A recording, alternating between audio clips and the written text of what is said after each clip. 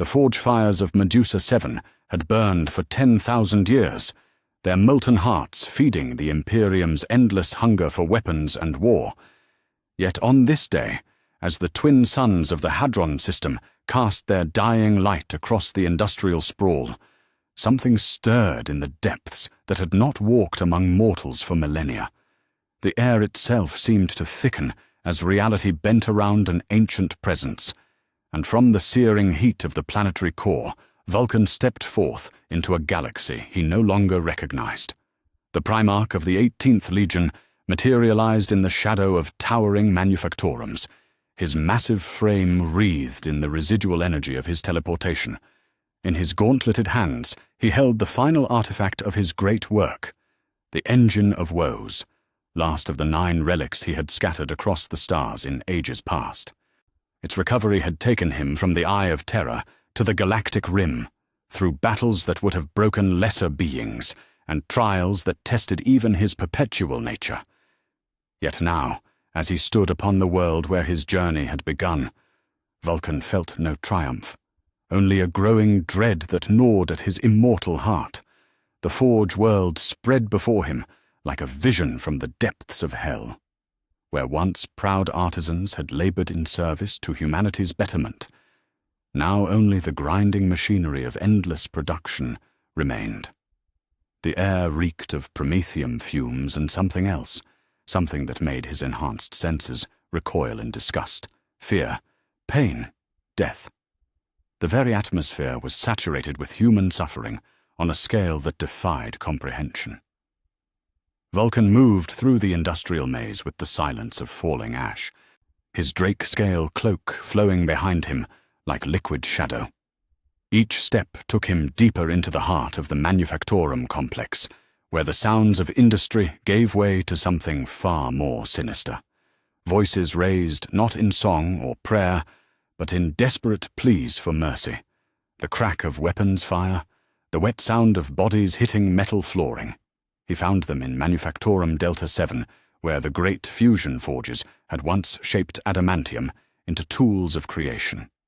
A crowd of perhaps 200 souls knelt in the shadow of silent machinery, their hands bound behind their backs with industrial wire. Men, women, children, all bearing the calloused hands and soot-stained faces of honest laborers. Their crime, according to the Imperial Guard officers overseeing the execution, that was harboring treasonous thoughts against the God Emperor's divine will. The commissar in charge was a lean man whose face bore the ritual scars of absolute faith. He paced before the kneeling civilians like a predator, savoring the hunt, his bolt pistol gleaming in the forge light. "By the authority of the Holy Inquisition," he declared, his voice echoing off the metal walls, "you stand accused of harboring seditious thoughts against our most sacred emperor. Your factory quotas have fallen short of imperial standards for 3 consecutive months. This can only be the result of willful rebellion against the divine order." A woman in the front row, barely more than a girl, her face streaked with tears and soot, dared to raise her voice. "Please, my lord, we worked as hard as we could. The machines are old, breaking down. We tried to repair them, but we lack the materials." The commissar's bolt pistol barked once. The girl's head exploded in a spray of blood and bone fragments, her body toppling forward to stain the deck plating red. "Silence!" he roared. "Your excuses are heresy. Your failures are treason. The Emperor demands perfection, and you have given him weakness." Vulkan felt something crack inside his chest, not bone or flesh, but something deeper. Something that had sustained him through 10 millennia of warfare and sacrifice. He remembered another time, another world, when he had first knelt before the Emperor of mankind in the shadow of Mount Deathfire. His father had spoken then of a future where humanity would stand united, where the strong would protect the weak, where knowledge and compassion would triumph over ignorance and fear. "These are not your enemies, my son," the Emperor had said, his voice gentle as he gestured toward the Nocturnian people who watched from a distance. "They are your charges. Your purpose is not to rule them, but to guard them. Not to break them, but to forge them into something stronger. Remember this, Vulkan. True strength lies not in the ability to destroy, but in the courage to protect what is precious. The memory burned like acid in Vulkan's mind as he watched the commissar raise his weapon toward the next victim, a man whose only crime was clutching a small metal tool, perhaps salvaged from the factory floor in desperate hope of feeding his family. The bolt pistol's muzzle aligned with the man's forehead, and Vulkan saw not an enemy of the Imperium, but one of the very souls his father had entrusted to his care. "Stop!" The word came out as barely more than a whisper, yet it carried with it the weight of worlds. The commissar froze, his finger tightening on the trigger, but not yet firing. The assembled guardsmen turned toward the source of the voice, their lasguns swinging to bear on the massive figure emerging from the shadows. Vulkan stepped into the forge light, and for a moment the entire chamber fell silent. He stood nearly 3 meters tall, his armor the deep green of Nocturne's volcanic glass, marked with the flame motifs of his legion. The engine of woes hung at his side, its surface crackling with barely contained power. But it was his eyes that made even the hardened guardsmen step backward, eyes that burned with the fury of a star gone nova, yet held within them a sadness deeper than any ocean. "I said stop," Vulkan repeated, his voice now carrying the full authority of his station. "Lower your weapon, Commissar. These people are under my protection." The Commissar's scarred face twisted into a sneer of contempt. "And who might you be to interfere with the Emperor's justice, stranger? Some rogue Astartes who has forgotten his place? I have the authority of the Inquisition behind me. Stand aside, or be branded traitor alongside these heretics." Vulkan's response was to reach up and remove his helm, revealing features that belonged in the legends of a bygone age. Skin dark as volcanic glass, eyes that glowed with inner fire, and the unmistakable bearing of one who had walked among gods and shaped the fate of worlds. Several of the older guardsmen gasped in recognition, their weapons wavering as the impossible truth dawned upon them. "I am Vulkan, Primarch of the Salamanders, Lord of the 18th Legion, son of the Emperor of mankind," he said, each word falling like hammer blows upon the souls of all who heard them. "And you, Commissar, are a disgrace to everything my father fought to build." The Commissar's bolt pistol swung toward Vulkan's chest, but before he could fire, the Primarch moved. Faster than thought, faster than fear, he crossed the distance between them and seized the man by the throat. The Commissar's feet left the ground as Vulkan lifted him effortlessly, his grip tightening until bones began to crack. "You execute innocents in his name," Vulkan growled, his voice carrying the rumble of distant thunder. "You pervert his vision into something monstrous. You have forgotten what we fought for." The Commissar's struggles grew weaker as his windpipe collapsed. "Let me remind you." The crack of the Commissar's neck echoed through the chamber like a gunshot. Vulkan released the corpse, watching it crumple to the deck plating, before turning his burning gaze upon the assembled guardsmen. Some had already thrown down their weapons and fled. Others stood paralyzed by the revelation that one of the legendary Primarchs walked among them once more. A few, driven by fanaticism or fear, raised their lasguns and opened fire. The last beams struck Vulkan's armor and scattered harmlessly, their energy absorbed by ceramite plates forged in the heart of dying stars. He moved among the remaining soldiers like death incarnate, his massive hands breaking necks and crushing skulls with methodical precision. There was no joy in the killing, no satisfaction, only the grim necessity of protecting those who could not protect themselves. When the last of the executioners lay dead, Vulkan turned to the kneeling civilians. Many wept openly, unable to comprehend that they had been saved by legend itself. Others stared in mute shock at the carnage that surrounded them. The Primarch knelt before them, his massive frame somehow managing to appear less threatening as he brought himself closer to their level. "You are free," he said, beginning to cut their bonds with precise movements of his combat blade. "Return to your homes. Tell no one of what transpired here, at least not yet." Dark times are coming, and you must be ready." As the civilians fled into the maze of the Manufactorum, one figure remained, an old man whose weathered hands spoke of decades spent working metal and flame. He looked up at Vulkan with eyes that held no fear, only wonder and a deep, abiding sadness. "My lord," the old metalworker said, his voice barely above a whisper. "We heard the stories, passed down through generations of forge workers. We remembered the old ways, when the salamanders walked among us as protectors, not conquerors. We kept the faith, even when faith seemed dead. But tell me, what has become of the dream? What has become of the future your father promised?" Vulkan felt the weight of 10,000 years settle upon his shoulders like a mantle of lead. Around them, the forge fires continued to burn, but their light seemed dimmer now, tainted by the blood that had been spilled in service to a corrupt ideal. He thought of the commissar's words, of the casual brutality that had become the Imperium's standard, as of the fear he had seen in every human face since his return. "The dream," Vulkan said finally, his voice heavy with grief and growing anger, "has become a nightmare. But perhaps it is not too late to wake from it." As the old man disappeared into the shadows of the Manufactorum, Vulkan stood alone among the dead. In the distance, alarms began to wail as word of the slaughter reached the planetary command. Voxcasters crackled to life, carrying reports of a rogue Astartes who had murdered Imperial officials and freed condemned heretics.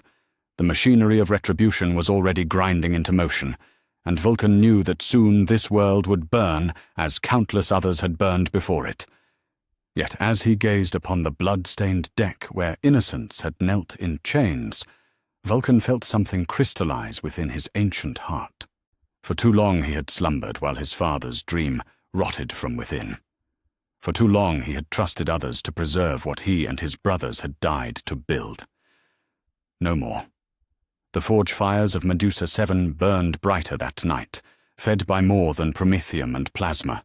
They burned with the fury of a Primarch awakened, and the galaxy would soon learn what happened when the most compassionate of the Emperor's sons finally reached the limit of his mercy.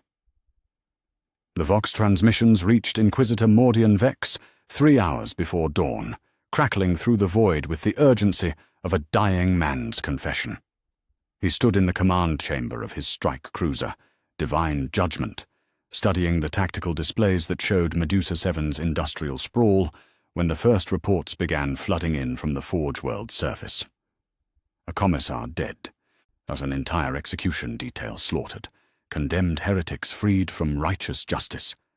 And at the center of it all, a figure that defied classification, a warrior of impossible size and presence who had moved through the Emperor's servants like death incarnate. Vex was not a man easily troubled by reports of violence.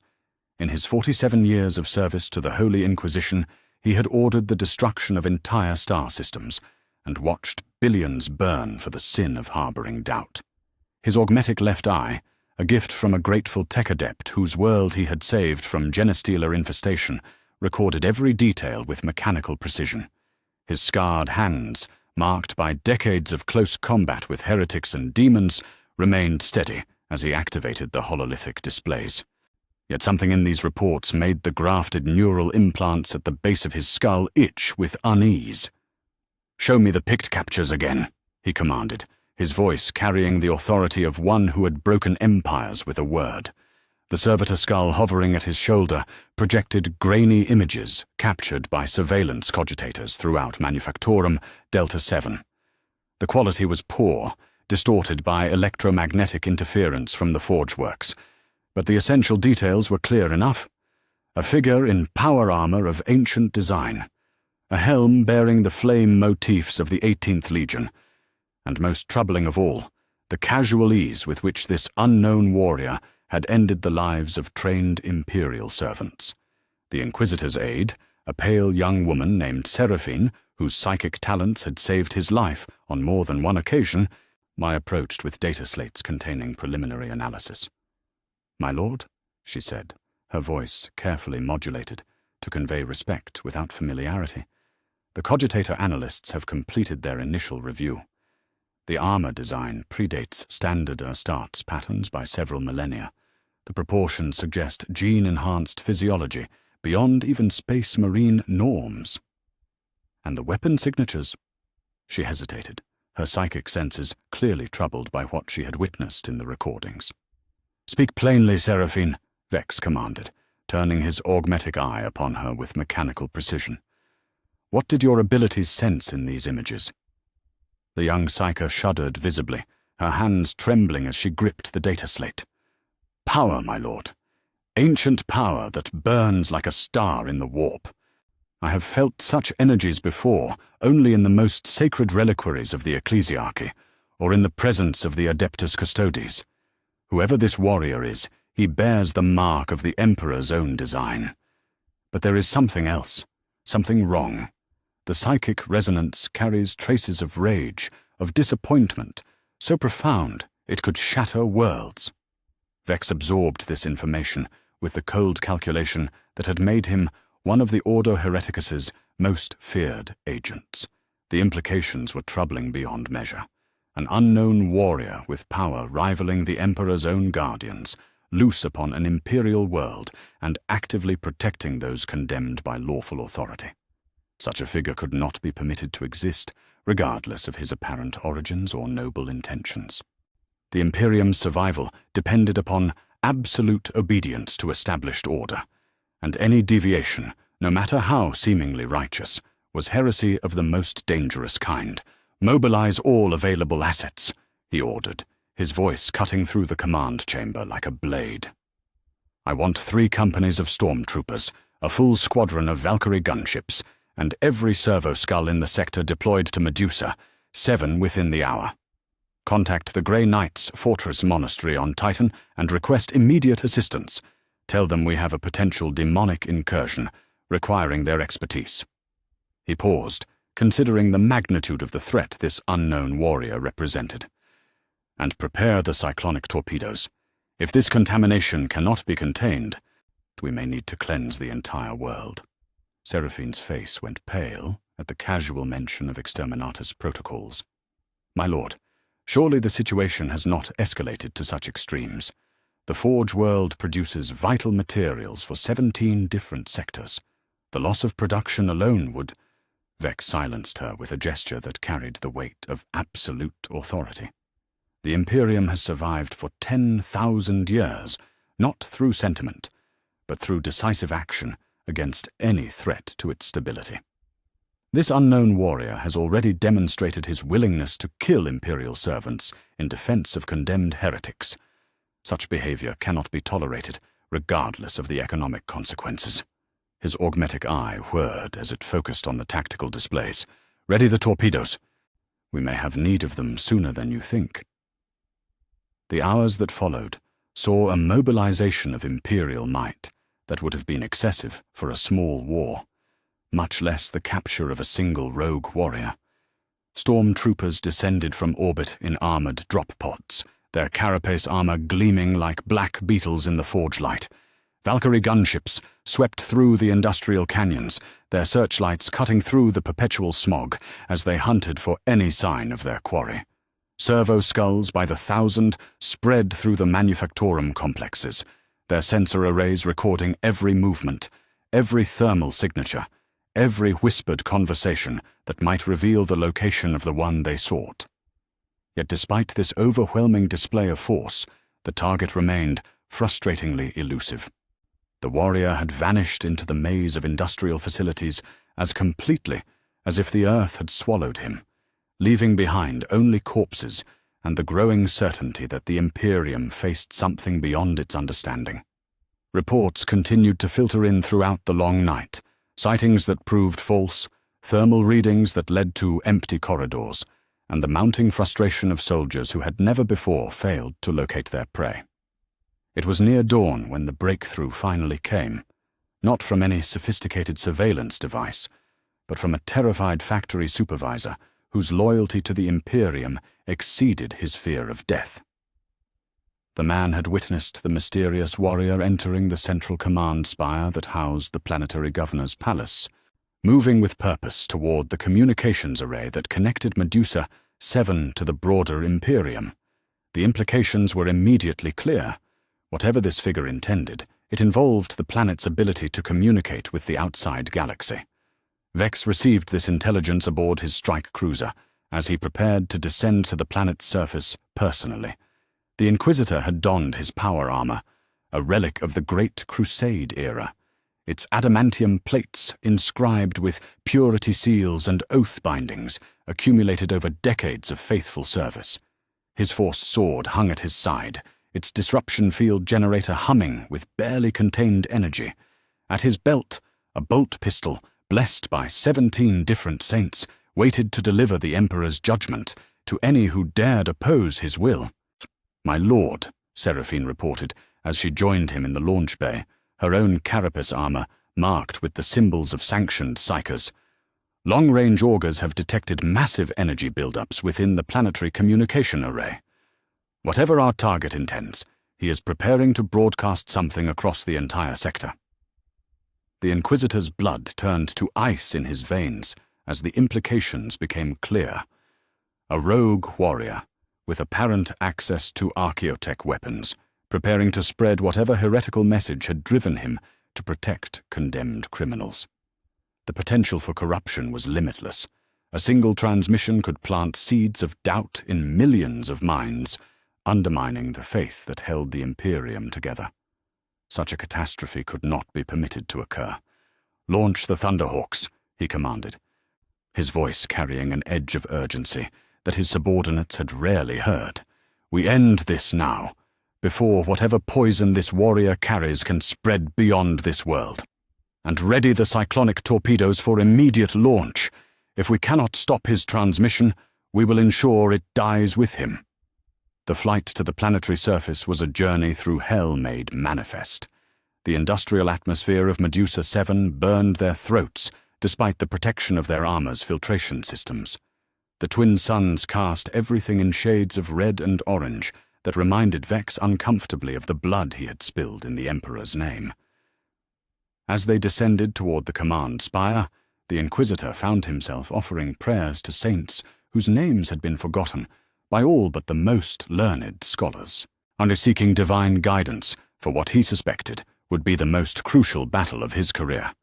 The Thunderhawk set down on the spire's landing platform with a grace that belied its brutal design, its assault ramp dropping to reveal the strike force that Vex had assembled for this moment. 20 stormtroopers in carapace armor, their hellguns charged and ready. 5 battle psychers whose minds had been shaped into weapons by decades of training and conditioning. And at their head, an Inquisitor whose faith in the Emperor's will burned brighter than the forge fires that surrounded them.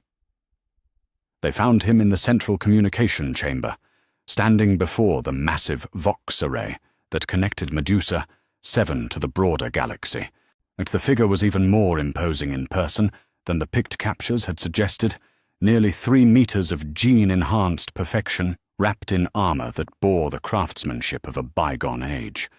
His drake-scale cloak flowed around him like liquid shadow, and the weapon at his side thrummed with barely contained power that made every psyker in Vex's retinue whimper in barely suppressed fear.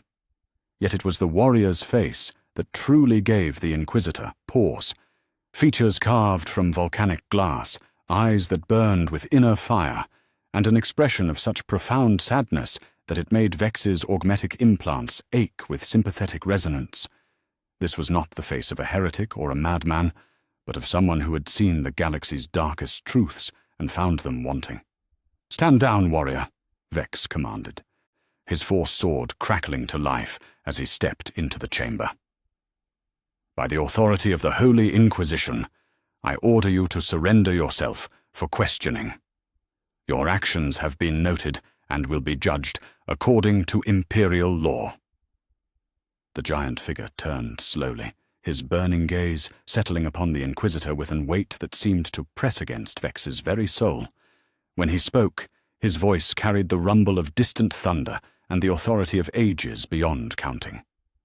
"I am Vulkan, Primarch of the 18th Legion, Lord of Nocturne, and son of the Emperor of Mankind," he said, each word falling like a hammer blow upon the assembled Imperial servants. "And you, Inquisitor, I serve a corruption of everything my father sought to build." The chamber fell silent, save for the humming of machinery and the barely audible whispers of prayers from the stormtroopers.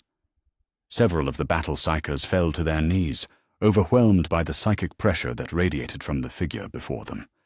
Yet Vex remained standing, his faith in Imperial doctrine stronger than any awe he might feel, for legends made flesh. "Even if you speak truth, Primarch," he said, his voice steady despite the magnitude of what he faced, "you have violated Imperial law. You have murdered loyal servants of the Emperor and protected those condemned by righteous judgment. The Inquisition's authority supersedes all others in matters of heresy and corruption. You will surrender, or you will be destroyed." Vulkan's expression shifted, your sadness giving way to something far more dangerous. "The Inquisition," he repeated, his voice heavy with contempt. "An organization that burns children for the crime of asking questions, that executes entire populations for failing to meet impossible quotas, that perverts my father's vision into a nightmare of endless suffering." He took a step forward, and every weapon in the chamber swung to track him. "Tell me, Inquisitor, what has become of the Imperium my brothers and I died to create?" Vex felt the weight of 10,000 years settle upon his shoulders as he stared into the eyes of legend itself. Yet his faith remained unshakable, forged in the fires of absolute certainty that had sustained the Imperium through its darkest hours. "The Imperium endures," he said, raising his force sword to point at the Primarch's heart. "It endures because we make the hard choices that lesser men cannot. Because we sacrifice the few to save the many. Because we understand that survival requires strength, and strength requires sacrifice." His augmetic eye focused on Vulkan with mechanical precision. "Even Primarchs must bow to that truth, my lord. Even you." The communication array behind Vulkan began to hum with building power, its ancient machinery preparing to broadcast whatever message he had come to deliver. In the distance, alarms wailed as the strike cruiser, Divine Judgment, prepared its cyclonic torpedoes for immediate launch. The fate of an entire world, and perhaps the galaxy itself, hung in the balance of the next few moments. And in the silence that followed, as legends and mortals faced each other across the gulf of 10,000 years, Vulkan's eyes blazed with the fury of a star preparing to go nova. The communication array erupted in a cascade of sparks and flame as Vulkan's fist smashed through its primary cogitator core. The massive Vox transmitter that had connected Medusa, seven to the broader Imperium, died with a sound like the death scream of a machine spirit, its ancient circuits overloading in a brilliant display of electrical fury. Yet even as the machinery died around him, the Primarch's message had already been sent, broadcast across 17 sectors before Inquisitor Vex could silence him. "Citizens of the Imperium," Vulkan's words had thundered across the void, reaching worlds where millions labored under the crushing weight of Imperial rule. "You are not alone.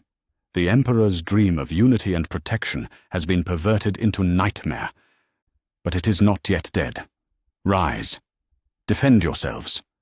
Remember that you are not slaves, but the very reason we fought among the stars." Now, as alarms wailed across the Forge world and the first explosions bloomed in the distance, where cyclonic torpedoes struck the outer settlements, Vulkan stood among the wreckage of his father's vision and felt something crystallize in his immortal heart. Not rage, though that burned bright within him. Not despair, though he had witnessed enough to break lesser souls. What filled him was purpose, cold, implacable, and devastating in its clarity. Inquisitor Vex lay unconscious against the far wall where Vulkan had hurled him, his power armor cracked and his force sword shattered into useless fragments. The Primarch could have killed him as easily as breathing, but some part of him still recoiled from unnecessary slaughter. The other Imperial servants, stormtroopers and battle-psychers alike, had fled when their master fell, carrying with them tales that would spread terror through Imperial ranks across the sector. The sound of approaching aircraft filled the air as Vulkan strode from the communication chamber into the broader facility. Through the reinforced windows, he could see Valkyrie gunships sweeping toward the command spire like predatory birds, their weapon systems glowing with deadly intent. Behind them came heavier craft, Thunderhawks bearing the silver and steel of the Grey Knights, the Emperor's own demon hunters dispatched to deal with what the Inquisition had classified as a potential warp-spawn incursion. Vulkan's laugh was bitter as volcanic glass. Was to face the Emperor's most faithful servants in battle seemed a fitting irony for what the Imperium had become. The Grey Knights would not come seeking dialogue or understanding. They knew only purification through bolt and blade, and they would not hesitate to destroy him if they believed he represented a threat to humanity's survival. The first wave of attackers struck as Vulkan descended into the spire's industrial levels, where frightened workers huddled in makeshift shelters. Lass beams and bolt rounds filled the air as stormtroopers poured through breached entrances, their carapace armor gleaming in the forge light as they advanced with military precision. These were not the corrupted commissars Vulkan had executed in the Manufactorum. They were honest soldiers following orders they believed righteous, and their deaths would weigh upon his conscience, even as necessity demanded their destruction. "Citizens of Medusa 7, Vulkan called out as he moved among the cowering workers, his voice cutting through the chaos of battle like a blade through flesh. "The time for hiding is past. They come not to arrest the guilty, but to silence any who might speak truth. Stand with me, and I will give you what the Imperium has forgotten, the strength to defend yourselves." The first to answer was an old woman, whose hands bore the scars of 40 years working the forge lines, her face etched with lines of suffering that spoke of quotas unmissed and punishments endured. She took up a piece of rebar from the rubble around them, hefting it like a club as she moved to stand beside the Primarch. The others followed, men and women who had spent their lives in service to an empire that viewed them as expendable resources, now offered the chance to fight for something greater than mere survival. The battle that followed would be remembered in Imperial records as the Medusa 7 insurrection, though those who witnessed it knew it as something far more significant. Vulkan led his improvised army through the industrial maze with tactical genius that belonged to an age of heroes, turning every factory and warehouse into a fortress, every maintenance corridor into an ambush point. The guardsmen found themselves fighting not just one transcendent warrior, but an entire population that had suddenly remembered what it meant to refuse. Yet it was when the Grey Knights arrived that the true scope of Vulkan's fall became clear. They descended into the forge complex like avenging angels, their psychically warded armor gleaming with holy inscriptions, their nemesis force weapons crackling with power that could banish demons back to the warp. 3 of them advanced on Vulkan's position, Brother Captain Mordrak, whose blade had tasted the blood of 1,000 heretics, and his battle brothers Vorth and Sennion, veterans of campaigns that had saved entire sectors from corruption. "In the name of the Emperor," Mordrak declared as he raised his nemesis force sword, its blade wreathed in flames that burned with more than mere heat, "I command you to submit to purification, demon thing. Your masquerade as one of the lost Primarchs ends here." Vulkan's response was to draw his own weapon. The ancient warhammer known as Doomtremor was its head wreathed in the fires of Nocturne's heart. The weapon had been crafted by his own hands in the dark days following the Dropsite massacre, when he had thought himself the last loyal son remaining to his father. Now it would taste the blood of the Emperor's most faithful servants, and the irony was not lost upon him. "I am no demon," Vulkan replied, his voice carrying the weight of 10,000 years of service and sacrifice. "I am exactly what I appear to be, a son of the Emperor, awakened to see what his Imperium has become, and I find it wanting.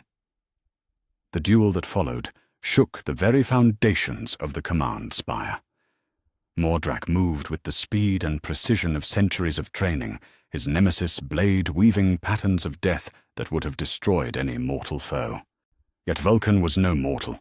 He was a demigod forged in the Emperor's own image, and his warhammer met each strike with thunderous impact that sent shockwaves through the reinforced structure around them. Brother Vorth fell first, his helmet caved in by a blow that struck faster than thought. Senion lasted longer, his force weapon scoring deep wounds across Vulkan's armor, before the Primarch's backhand sent him crashing through a ferrocrete wall. And finally, Brother Captain Mordrak, hero of 100 campaigns, slayer of the demon prince Malthius, guardian of the Imperium's darkest secrets, died as he had lived, fighting to his last breath for the Emperor he had never seen. The silence that followed was deafening. Across the Forge world, their Imperial forces ceased their advance as word spread through Vox networks and data streams that could not be silenced. A Primarch lived. A Primarch had returned, and he had killed Grey Knights, the Emperor's own chosen, in direct combat. It was then that the Salamanders arrived. They came not in a single wave, but in carefully coordinated strikes that spoke of centuries of tactical excellence. Drop pods thundered down from orbit like falling stars, disgorging green-armored warriors whose flame weapons turned the industrial landscape into a hellscape of burning promethium and molten metal. At their head came figures Vulkan recognized, despite the millennia that had passed. Chapter Master Korad, his scarred features grim beneath his drake helm, and Captain Xerus of the Third Company, whose prowess in battle had earned him the epithet Fireborn. Yet as his Gene sons advanced through the smoking ruins toward his position, Vulkan could see the terrible conflict that raged behind their helmeted faces. These were his children, crafted from his own genetic legacy, raised on legends of his compassion and wisdom. They had dreamed of his return for 10,000 years, praying to the Emperor that their Primarch might walk among them once more. Now that dream had become a nightmare of impossible choices. "My lord," Korad's voice carried across the battlefield as the Salamanders formed a loose circle around their Gene father, their bolters lowered, but not quite aimed away. "We received word of your return from the Inquisition. They claim you have turned traitor, that you protect heretics and murder loyal servants of the Emperor." His voice cracked with the weight of the words. "Tell us this is not so. Tell us you haven't fallen as our uncle Primarchs fell." Vulkan looked upon the faces of his sons, some hopeful, some fearful, all desperate for answers that would make sense of the impossible situation they faced. Behind their disciplined ranks, he could see the civilians he had rallied, wounded but unbroken, clutching whatever weapons they had found. Imperial guardsmen who had thrown down their arms rather than fire upon innocent workers, and in the distance, the flames of burning settlements where Inquisitor Vex's cyclonic torpedoes had begun their work of purification. "I have not fallen," Vulkan said finally, his voice carrying to every corner of the battlefield. "I have awakened. Look around you, my sons. See what we have become. We who were meant to be humanity's protectors have become its oppressors. We who swore to shield the innocent now execute them for the crime of weakness. We have forgotten everything worth fighting for." He gestured toward the burning horizon, where millions died for the sin of existing on a world where their Primarch had chosen conscience over obedience. The Inquisition would burn this entire world rather than admit that their authority might be questioned. They would sacrifice every soul on Medusa, 7 to maintain their grip on power. And they do this in the name of the Emperor, in the name of our father, who dreamed of a galaxy where humanity might know peace. Chapter Master Korad stepped forward, his ancient armor scarred by 1,000 battles fought in the Emperor's name. "What would you have us do, Lord? The Imperium may be imperfect, but it is all that stands between humanity and extinction. Without order, without hierarchy, Without the strength to make hard choices, we would fall to chaos within a generation. Then let us build something better, Vulkan replied, raising Doomtremor so that its flames cast dancing shadows across the assembled warriors. Let us remember what we were created for, not to rule through fear, but to protect through strength. Not to demand obedience, but to earn loyalty. Not to burn worlds, but to kindle the light of hope in humanity's darkest hour. He looked each of his gene sons in the eye, seeing the conflict that raged within them reflected in their postures and the set of their shoulders.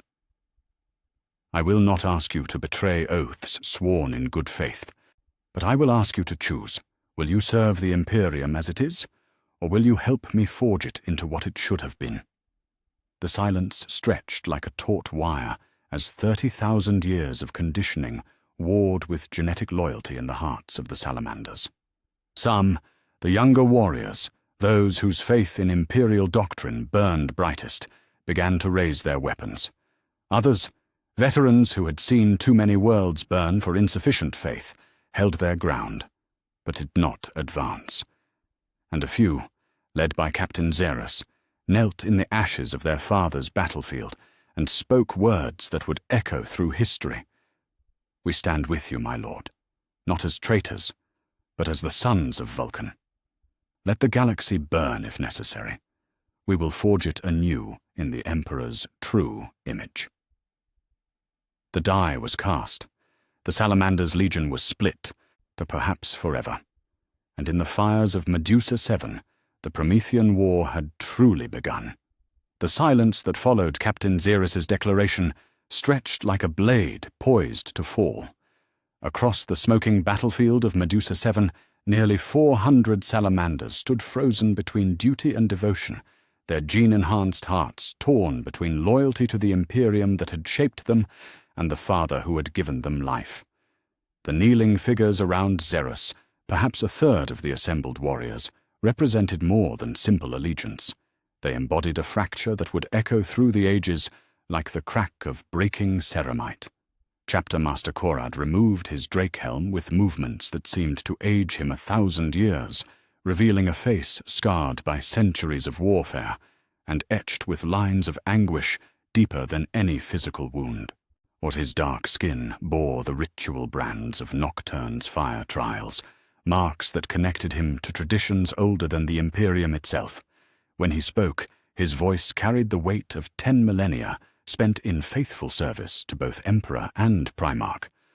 "My lord," he said, the words seeming to tear themselves from his throat, "you ask us to choose between two sacred oaths, to serve the Emperor who created us, or to follow the Father who shaped us. How can any son make such a choice without damning his soul to eternal torment?" Vulkan's burning gaze softened as he looked upon his oldest living son, remembering the young warrior who had knelt before him on Nocturne's ash plains during the Great Crusade. Korad had been among the first to receive the gene seed, and one of the lucky few who had survived the transformation when such procedures were still experimental, and death claimed more aspirants than life.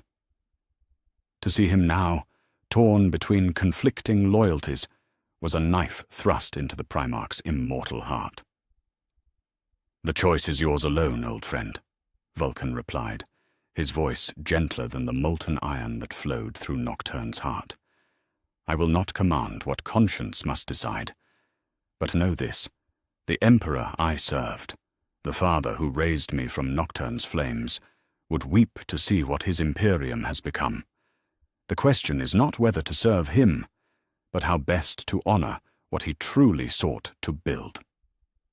Brother Sergeant Garum of the 2nd Company stepped forward, his artificer armor bearing the scars of the Badab War and 17 other campaigns where salamanders had bled for imperial glory. His voice shook with barely contained rage as he raised his bolt pistol toward his gene father. "Blasphemy! You speak of the Emperor as if he were merely mortal, subject to error and regret. He is the master of mankind, the Omnissiah's chosen vessel, perfect in all things. If the Imperium burns heretics and executes the weak, It is because his divine wisdom demands it. The bolt round that erupted from Gauram's weapon struck Vulkan's center mass, its mass-reactive tip detonating against ceramite plates that had turned aside demon blades and Xeno's claws for 10,000 years. The Primarch staggered backward, dark blood streaming from the wound, yet his expression held no anger, only profound sadness at the necessity of what must follow. "So be it," Vulkan whispered, raising Doom Tremor as Gauram's squad opened fire in support of their sergeant. "If you cannot be swayed by words, perhaps blood will teach what rhetoric could not." The battle that erupted was unlike anything the galaxy had witnessed since the dark days of the heresy. Brother fought brother with weapons blessed by the same techmarines, armor forged in the same forges, and hearts burning with identical zeal for different visions of the same cause. Lass beams and bolt rounds filled the air as tactical squads divided along lines of belief, some standing with their Gene Father, while others held fast to Imperial doctrine. Captain Xeris led the Vulcanist faction with the fury of a man who had waited 10,000 years to fight beside his Primarch, his power sword carved through loyalist armor with precision born of countless battles, each strike guided by perfect knowledge of Salamander's tactical doctrine.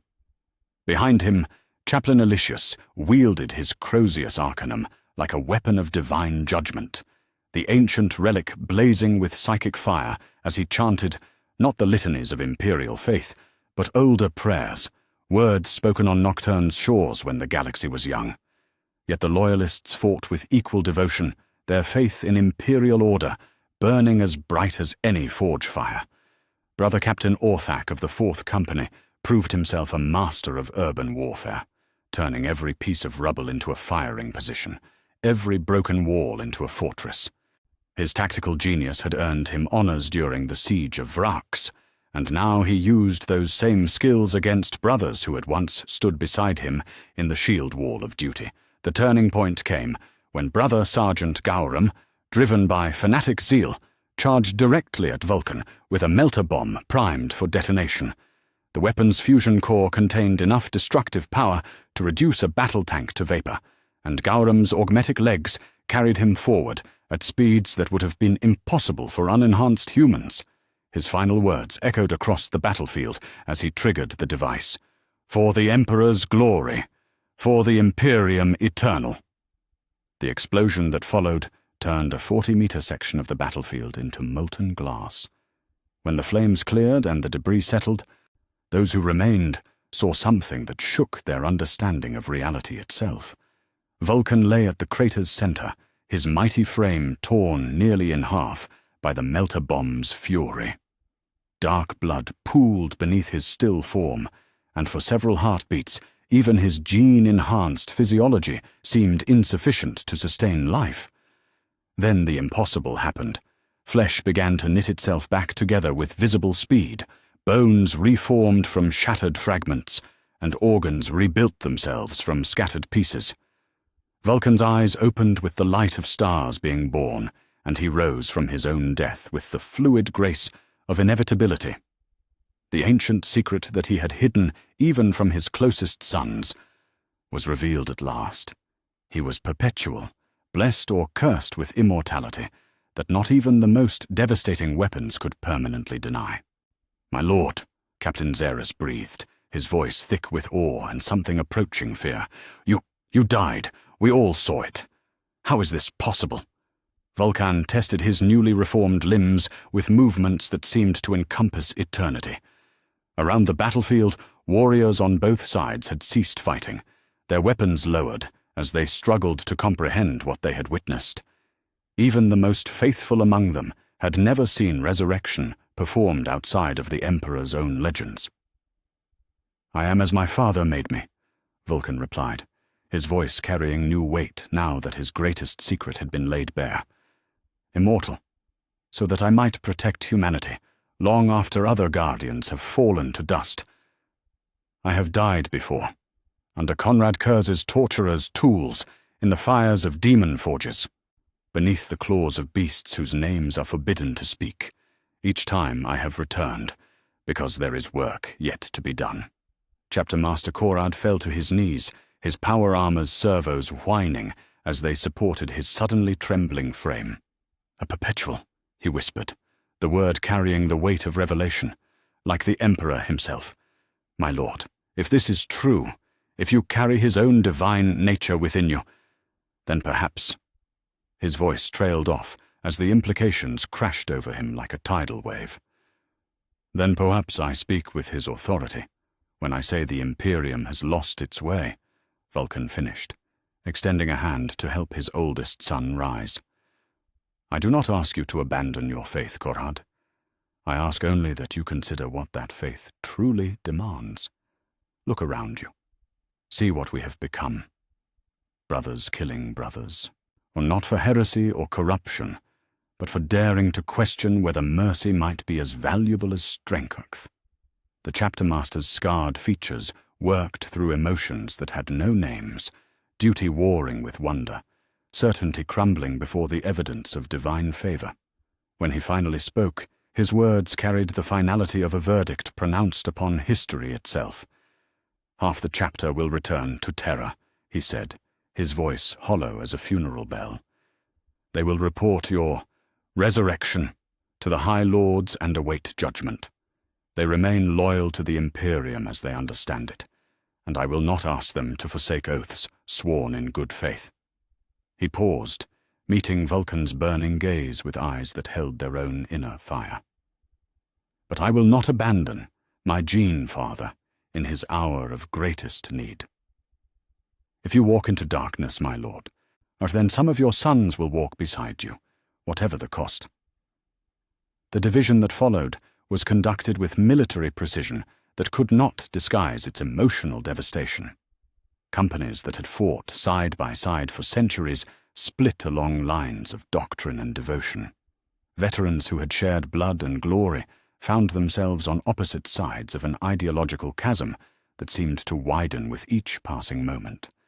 Some partings were conducted with formal dignity, respectful salutes and wishes for honor in whatever battles lay ahead. Others dissolved into bitter recriminations that would echo in memories for generations to come. Brother Captain Orthak led the loyalist contingent, nearly 200 Marines whose faith in Imperial order remained unshakable despite all they had witnessed. As they prepared for departure, he approached Vulkan with the bearing of a man walking to his own execution. "My lord," Orthak said, his voice carefully controlled, "I wish you to know that this division brings me no joy. You are my Gene Father, and I love you as sons love fathers throughout the galaxy. But I cannot follow where you lead. The Imperium is humanity's only hope against the darkness. Imperfect though it may be, it is all that stands between our species and extinction." Vulkan placed a hand on Orthak's shoulder, feeling the weight of choice that pressed down upon them both. "I understand, my son. Your loyalty does you honor, even as it breaks my heart. Go with the Emperor's blessing, and know that whatever others may say of this day, you acted according to your conscience." As the loyalist salamanders departed in their thunderhawks, and their contrails drawing lines of fire across Medusa 7's ash-darkened sky, those who remained felt the terrible weight of what they had chosen. They were no longer simply space marines of the 18th Legion. They were rebels against the only authority they had ever known, branded as traitors by association with their Gene Father's heresy. Captain Xerus stood beside Vulkan as they watched the departing ships disappear into the void, his scarred features reflecting the forge light that burned around them. "What have we done, my lord?" he asked, his voice barely above a whisper. "We have shattered the Legion, turned brother against brother, defied the Imperium itself. How many will die for this choice?" Vulkan's answer carried the weight of prophecy and the certainty of one who had seen empires rise and fall like waves upon an endless shore. "As many as necessary, my son. As many as it takes to remind the galaxy what we once fought for. The dream is not dead. It merely sleeps beneath the weight of 10,000 years of accumulated cruelty. But dreams can be awakened if one is willing to pay the price." In the distance, new fires began to burn as word of the Salamander's division spread across Imperial communication networks. Across the galaxy, loyalist forces marshaled for war, while populations stirred with whispers of hope they had not dared voice in millennia. The Promethean War had claimed its first casualties, not in the bodies of the dead, but in the shattered bonds of brotherhood that had once seemed eternal. And in the ashes of that division, something new began to take shape. Not the rigid hierarchy of imperial doctrine, but the flexible strength of those united by choice rather than compulsion. It would be tested in fires yet to come, tempered by battles that would shake the galaxy itself. But it would endure, because it was built not on fear, but on the simple truth that some things were worth fighting for, even when the cost seemed beyond bearing. The forge fires of Medusa 7 burned on, feeding on more than promethium and plasma. They burned with the passion of choices made in desperate hours, and the galaxy would learn what happened when even angels could bear no more. The forge fires of 3 worlds burned bright against the void as Vulkan's rebellion spread like wildfire through the Hedron sector. What had begun as a single Primarch's desperate intervention on Medusa 7 had become something far more dangerous, a coordinated campaign against the very foundations of imperial rule. In the span of 17 solar days, the Lord of the 18th Legion had shattered 10,000 years of established order and proclaimed a war that would reshape the galaxy's understanding of loyalty, duty, and the price of absolute power. Standing in the command chamber of the strike cruiser Forge Eternal, a vessel hastily renamed from its previous designation after its crew declared for the Primarch, Vulkan studied the tactical displays that showed his growing domain.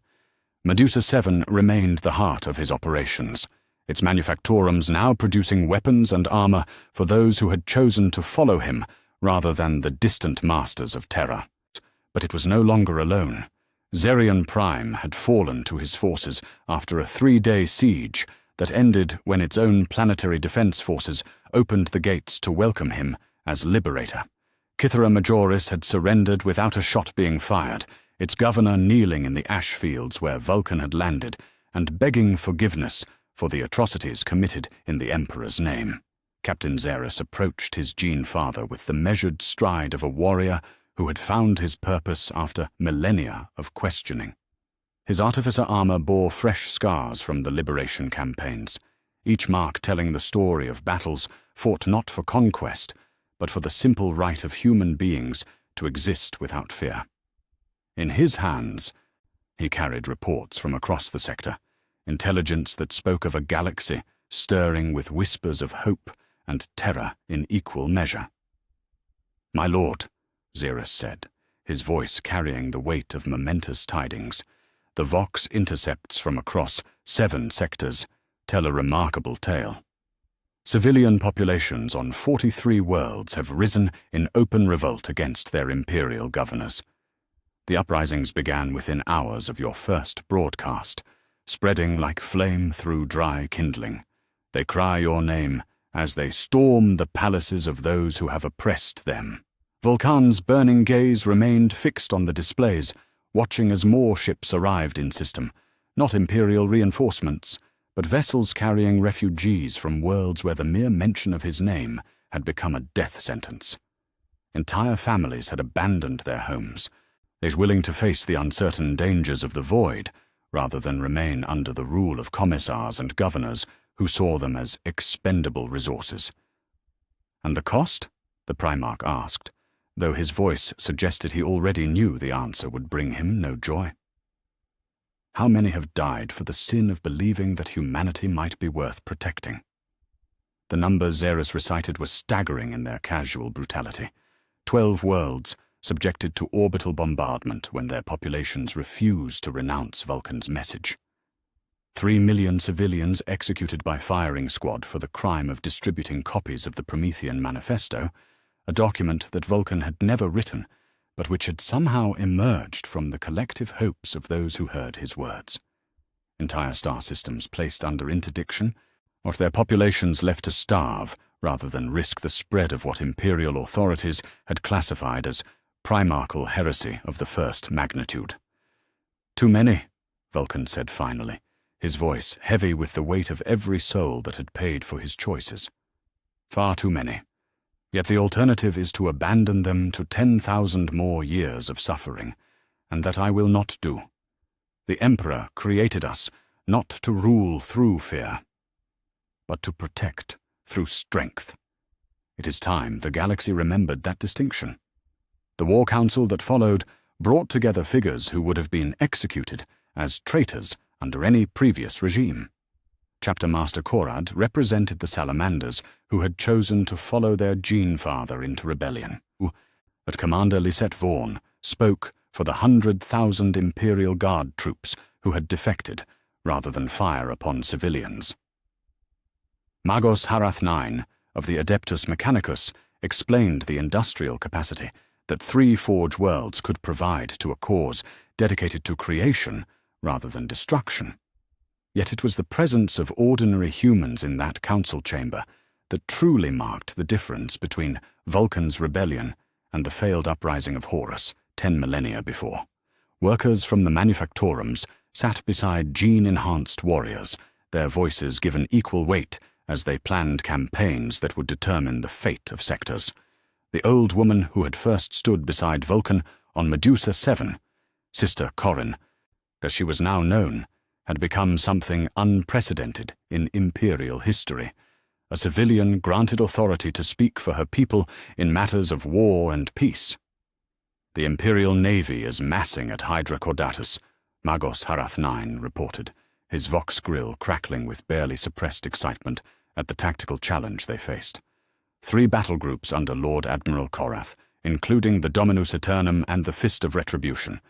By our calculations, they command sufficient firepower to reduce these 3 worlds to molten slag within a matter of hours. Vulkan's laugh was like the rumble of distant volcanoes, carrying both humor and an edge of something far more dangerous. "Let them come. They bring the tools of destruction, thinking that raw firepower will break the will of those who fight for something greater than mere survival. They have forgotten that the strongest weapons are forged not in the fires of hatred, but in the crucible of righteous purpose." The days that followed saw a transformation that would have seemed impossible to those raised on tales of the Great Crusade's glory.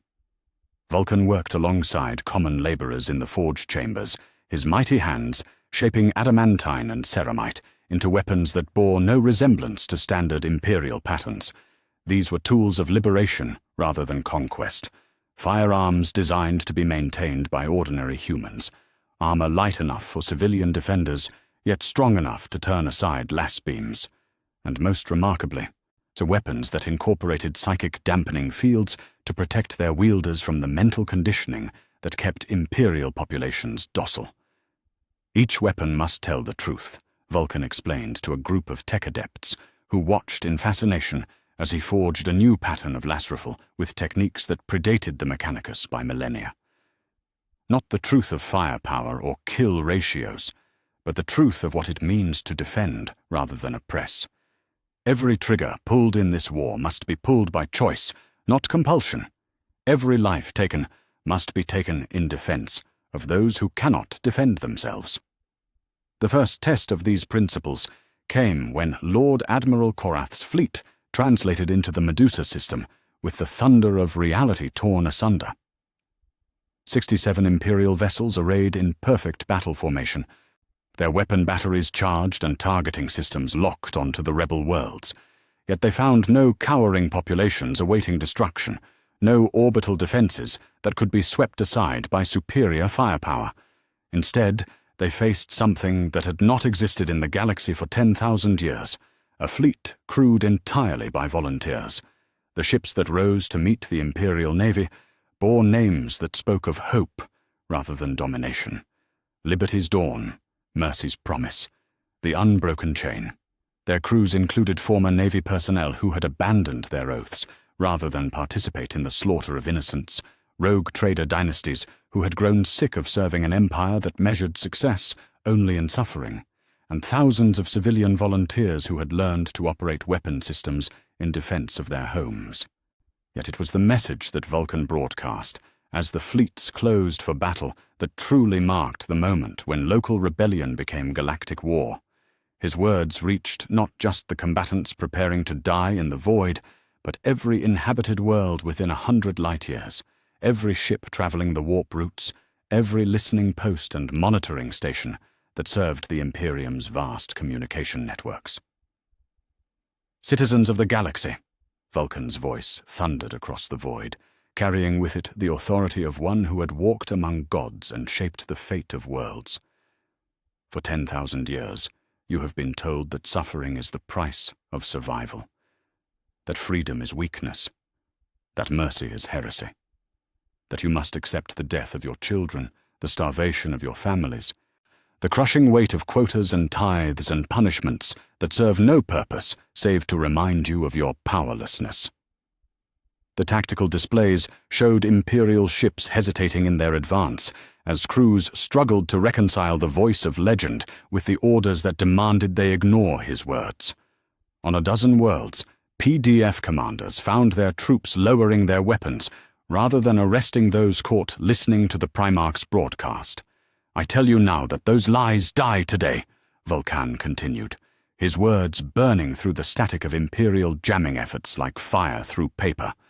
The Emperor of mankind did not sacrifice himself upon the golden throne so that his Imperium might become a machine for the creation of suffering. He dreamed of a galaxy where humanity might know peace, where knowledge would triumph over ignorance, where the strong would protect the weak rather than exploit them. Lord Admiral Korath's response was to order an immediate attack, his battle barges opening fire with lance batteries that could crack continents. Yet the return fire that met his advance was unlike anything in his experience. Ships crewed by ordinary humans fought with the desperation of those defending their families, their commanders using tactics that prioritized the protection of civilian evacuation routes over military objectives. "That dream is not dead," Vulkan's voice rang across the battlefield as explosions bloomed between the opposing fleets. "It lives wherever citizens choose compassion over cruelty, wherever the strong refuse to exploit the weak, wherever hope burns brighter than fear.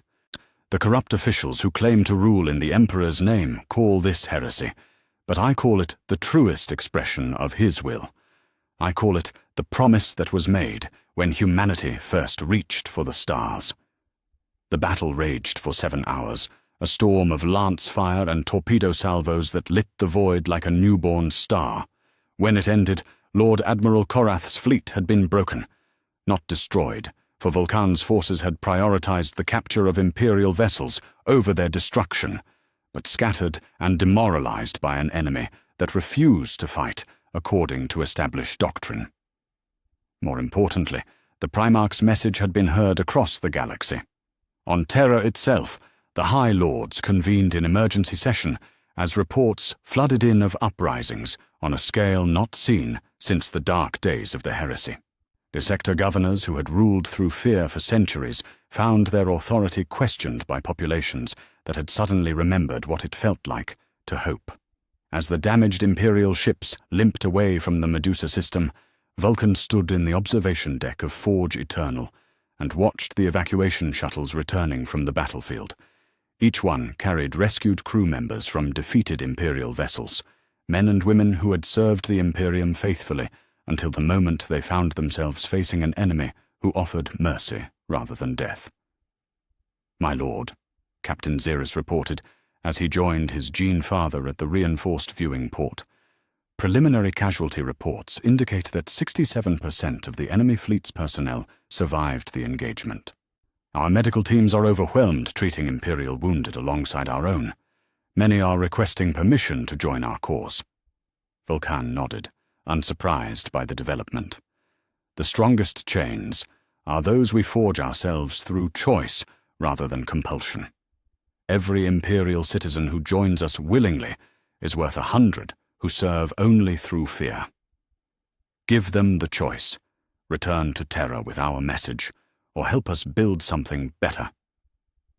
but ensure they understand that the choice is theirs alone. In the distance, the forge fires of 3 worlds burned bright against the void, their light carrying across the darkness to touch worlds that had not seen hope in millennia. The Promethean War had truly begun, and with it came a question that would define the next phase of human history. Could an empire built on fear survive the return of one who remembered what they were meant to protect? The answer, Vulkan suspected, would be written in fire and blood across the galaxy itself. But for the first time in 10,000 years, that answer would be written by choice rather than compulsion, and that alone made the war worth fighting. The forge fires burned on, feeding on hope as much as Prometheum, and their light would not be easily extinguished. The flames of rebellion spread across the galaxy like wildfire through drought-stricken forests, consuming worlds that had endured millennia of imperial oppression with an hunger that seemed to feed on its own momentum. In the 37 days since Vulkan's victory over Lord Admiral Korath, 79 worlds had declared independence from Terra's rule, their populations rising in synchronized revolts that spoke of careful coordination and shared purpose. Yet for every world that broke free from the Imperium's chains, 3 more burned under orbital bombardment as the High Lords chose to rule over ash rather than risk the spread of what they had classified as primarchal contagion. Standing in the strategium of Forge Eternal, as it translated through the Imperium toward the Calixis sector, Vulkan studied reports that painted a picture of a galaxy convulsing with change. The tactical displays showed supply lines stretching across dozens of systems, civilian evacuation routes that carried refugees toward worlds where they might find sanctuary, and most remarkably, a network of support that reached into the highest echelons of imperial society itself. "The House Corvanis has declared for our cause," Captain Xerus reported, as he approached his gene father with data slates bearing the seals of nobility that few in the Imperium would dare forge. Lord Militant Corvanis himself has pledged the resources of his trading fleet, 47 vessels, including 2 modified battlecruisers. His message speaks of decades spent watching Imperial governors execute his crews for the crime of questioning supply quotas that could not be met. Vulkan's burning gaze shifted to encompass the broader tactical display, where the names of rogue trader dynasties flickered like stars being born from the darkness. House Quintanus had opened their private shipyards to produce vessels for the Liberation Fleet. House Decabalus had begun smuggling weapons to rebel worlds through trade routes that imperial authorities had thought secure. Most remarkably, House Kryn, whose loyalty to Terra had been considered absolute for 9,000 years, had declared their navigator bloodline's support for what their patriarch called the Emperor's true vision. "They risk everything," Vulkan said, his voice heavy with the weight of choices that would reshape the galaxy's balance of power. "These noble houses trace their authority back to the Great Crusade itself. To declare against the Imperium means accepting that their children and grandchildren will be hunted as traitors for generations to come. Yet they choose to stand with us anyway. What does that tell you about the state of our father's realm?" The answer came not from Xerus, but from an unexpected source, Navigatrix Prima Eleanor Kryn herself, who had arrived aboard Forge Eternal just hours earlier to personally pledge her house's support. She was a woman of middle years, whose third eye blazed with the power that allowed humanity to traverse the warp, yet her voice carried the exhaustion of one who had seen too much suffering, justified by necessity. "It tells us that the Imperium's cruelty has finally exceeded even the tolerance of those who profit from it," she said, her words cutting through the strategium's background hum like a blade through silk.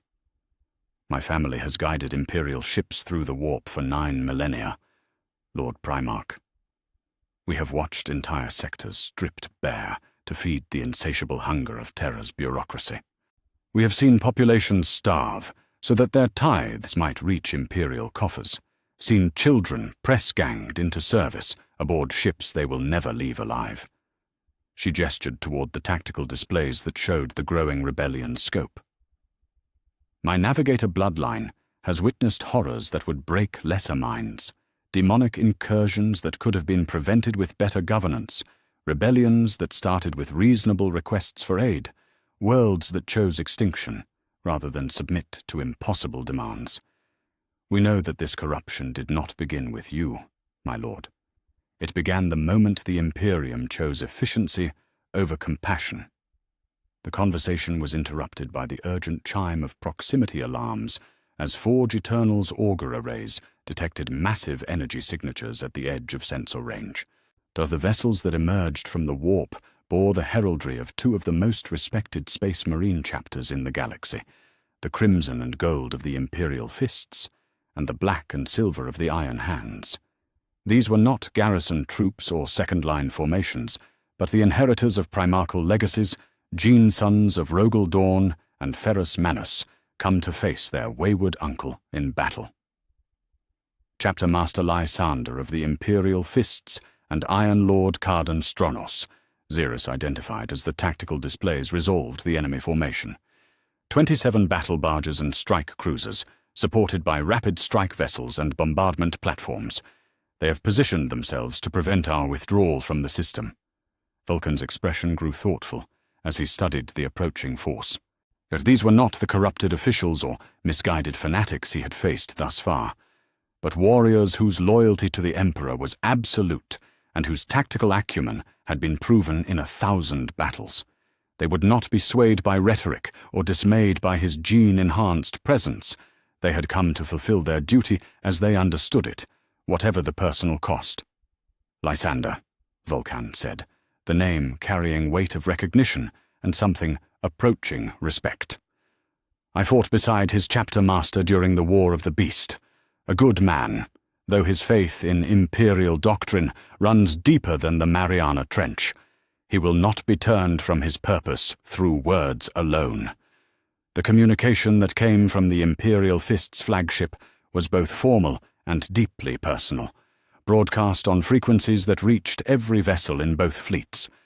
Chapter Master Lysander's voice carried the authority of one who had never known defeat, and the sadness of one who truly understood what this confrontation would cost.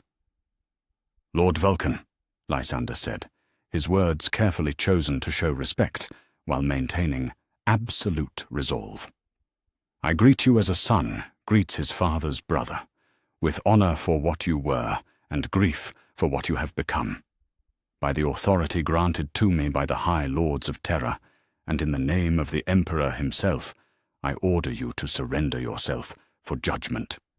Your rebellion has claimed countless lives and threatens the stability of the Imperium entire. The response came not in words, but in the form of Vulkan himself, translating directly onto Lysander's flagship through the ancient teleportarium array built into Doomtremor's haft.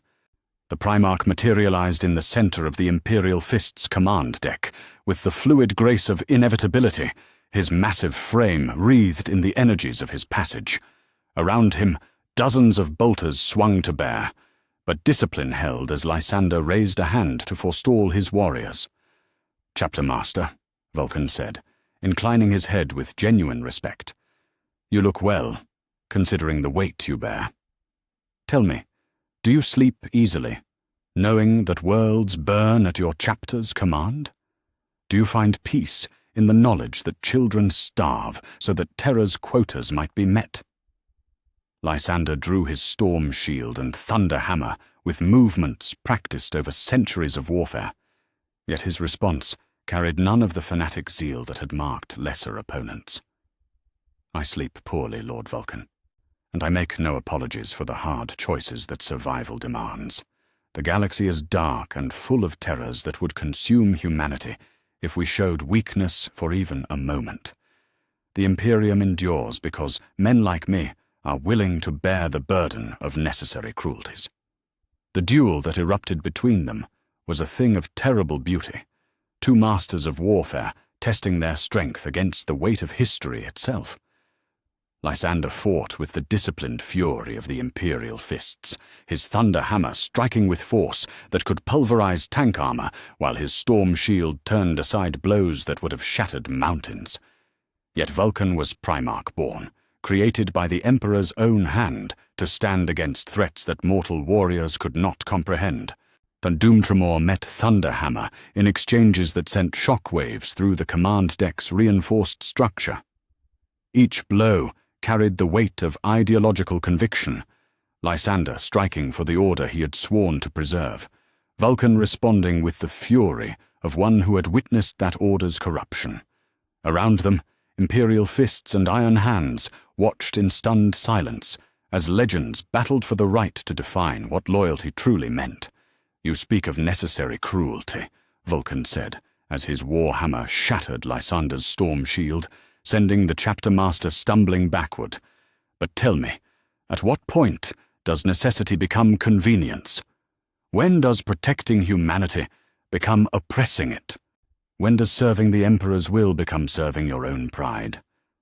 Lysander's response was to charge with the desperate courage of a man who knew defeat was approaching, yet refused to yield. His thunder hammer struck Vulkan's shoulder pauldron with enough force to crack ceramite, but the Primarch's counterblow sent him crashing through a bank of cogitators in a shower of sparks and shattered data crystals.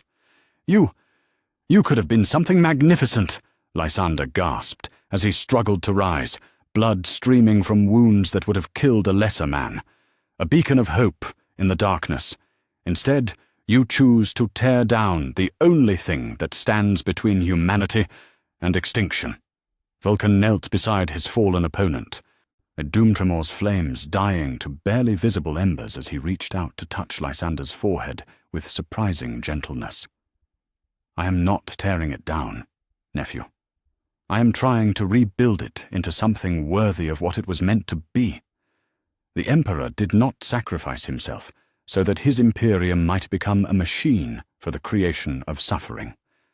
The mercy that followed was unprecedented in the annals of Imperial warfare.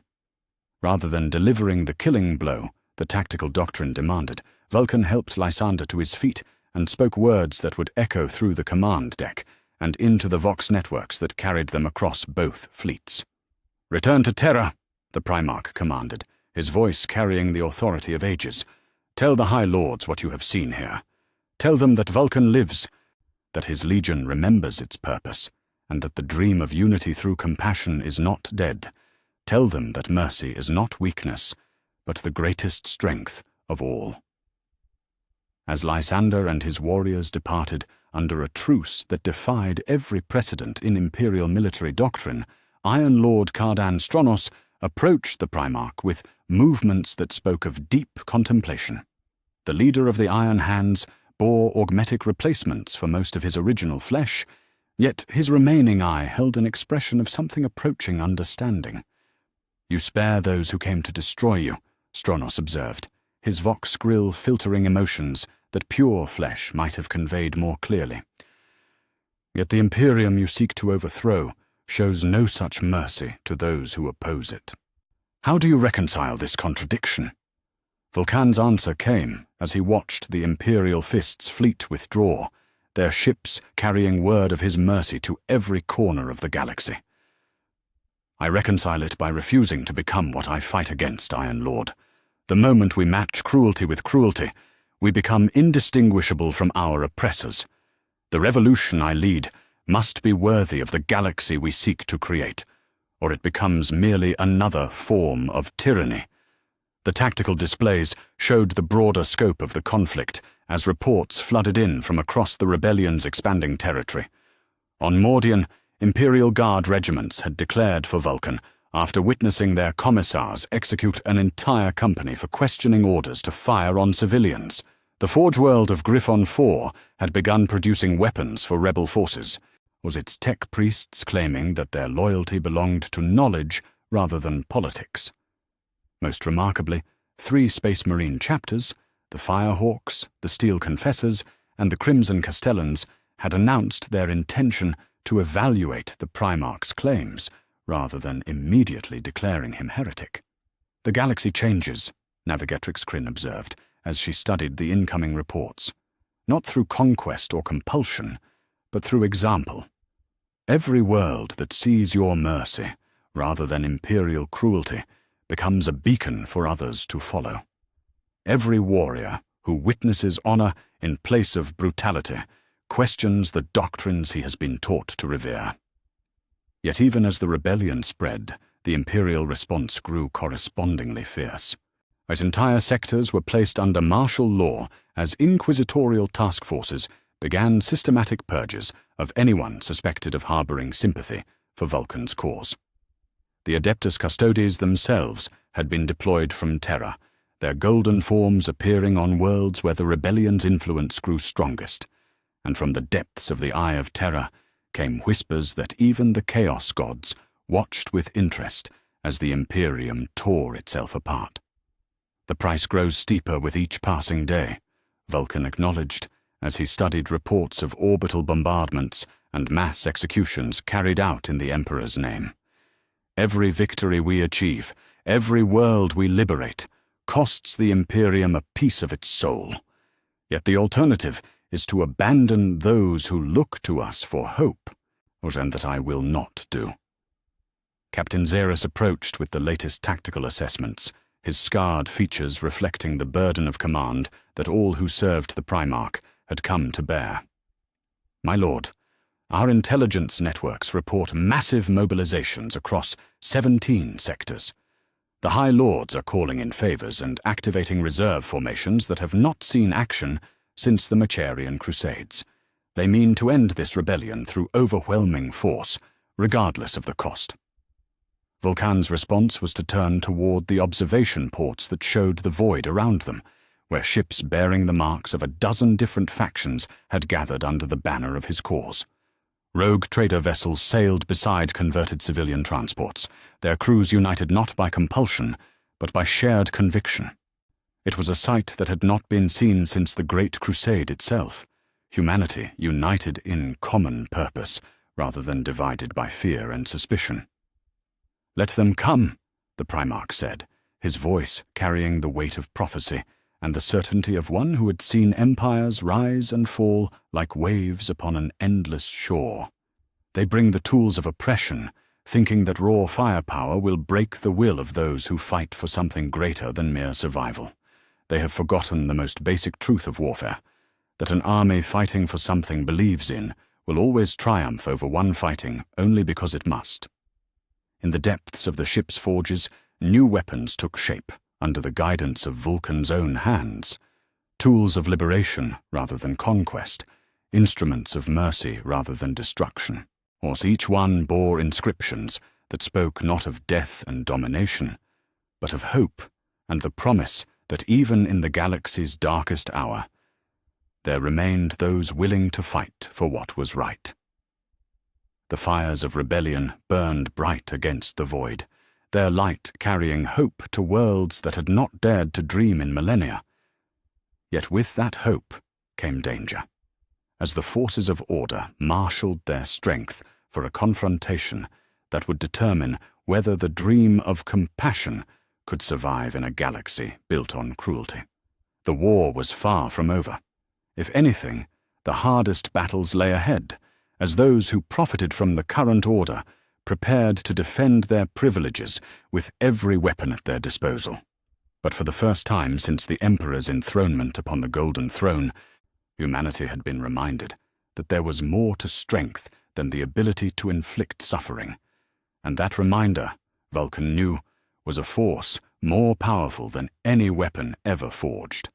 The dying light of Vos Tertius cast long shadows through the skeletal remains of Hive Primus as Vulkan walked alone among the ruins of imperial majesty. 57 days had passed since his rebellion began on Medusa 7, and the galaxy burned with the fires of civil war that showed no sign of abating. Here, on a world that had once been the jewel of the Calixis sector, the Primarch sought solitude among the wreckage of civilization to contemplate the weight of choices that had reshaped the fate of billions. The Hive City had fallen not to orbital bombardment or enemy action, 'Twas but to the simple withdrawal of Imperial support when its population declared for Vulkan's cause.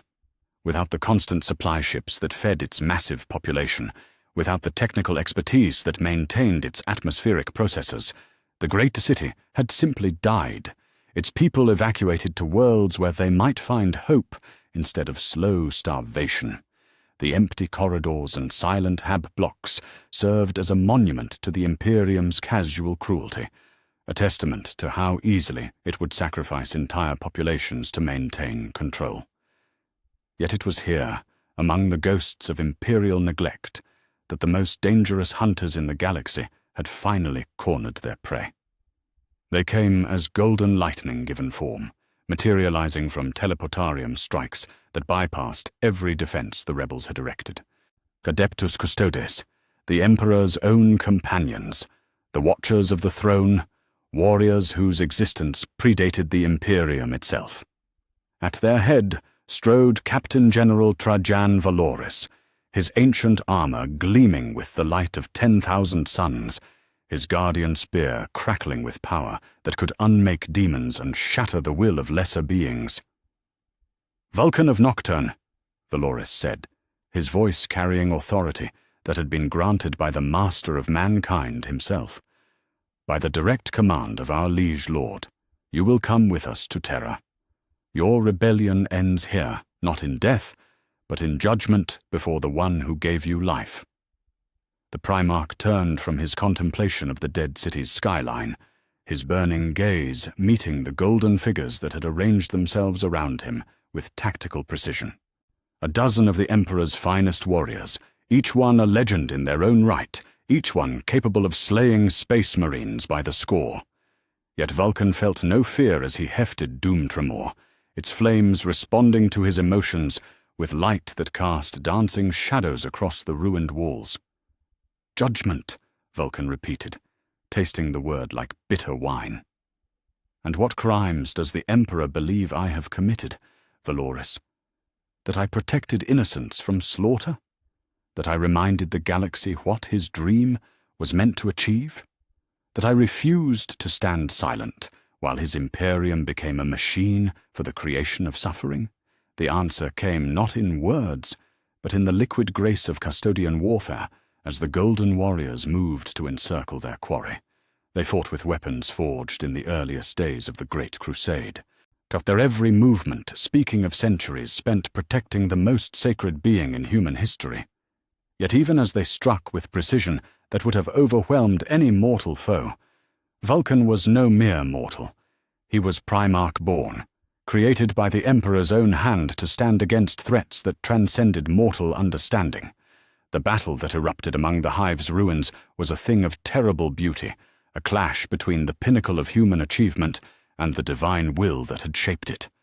Guardian spears met Warhammer in exchanges that sent shockwaves through the reinforced structure around them, each blow carrying enough force to level hab blocks.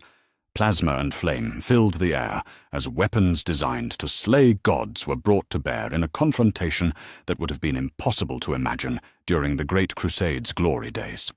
Yet it was not weapons that decided the battle's outcome, but words spoken by Captain General Valoris as he pressed his attack with the fury of absolute conviction.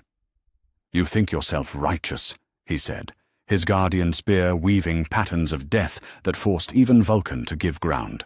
"You believe you act in defiance of our master's will.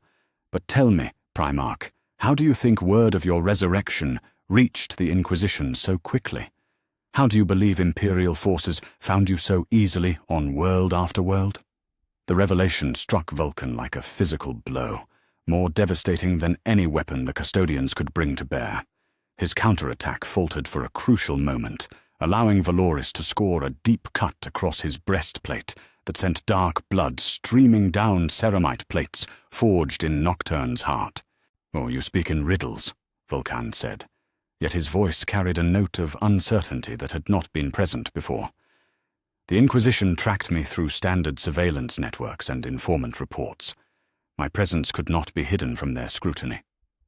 Valoris's response was to halt his attack entirely, his guardian spear lowering as he spoke words that would reshape Vulkan's understanding of everything he had fought for. The Watchers of the Throne see all that transpires within the Imperial Palace, Primarch. We know which orders originate from the High Lord's ambition, and which carry the true will of our master.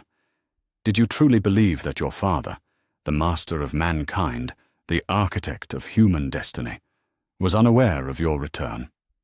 The silence that followed was deafening, as broken only by the distant sound of wind whistling through the hive's broken spires. Around the battlefield, the other custodians had ceased their attacks, their golden forms standing like statues, as their Captain General delivered truths that cut deeper than any blade. "He knows," Vulkan whispered, the words torn from his throat like fragments of his own soul. "He has always known. But if that is true, then why? Why does he permit the suffering? Why does he allow his Imperium to become what it has become?" The answer came not from Valoris, but from a presence that filled the ruined chamber like the light of a newborn star. The Emperor's psychic voice reached across the galaxy from his throne on Terra, touching Vulkan's mind with the gentle touch of a father, welcoming home a long-lost son. Of the words that followed would echo in the Primarch's memory for the rest of his immortal existence. "My son," the Emperor's voice carried warmth that had been absent from his communications for 10 millennia. "You have done exactly what I hoped you would. Not what I commanded, for true virtue cannot be compelled, but what your conscience demanded when faced with corruption that threatened to consume everything we built together." Vulkan fell to his knees among the rubble, his massive frame shaking as the weight of revelation crashed over him like a tidal wave. "Father, if you knew, if you approved, then why did you not act yourself?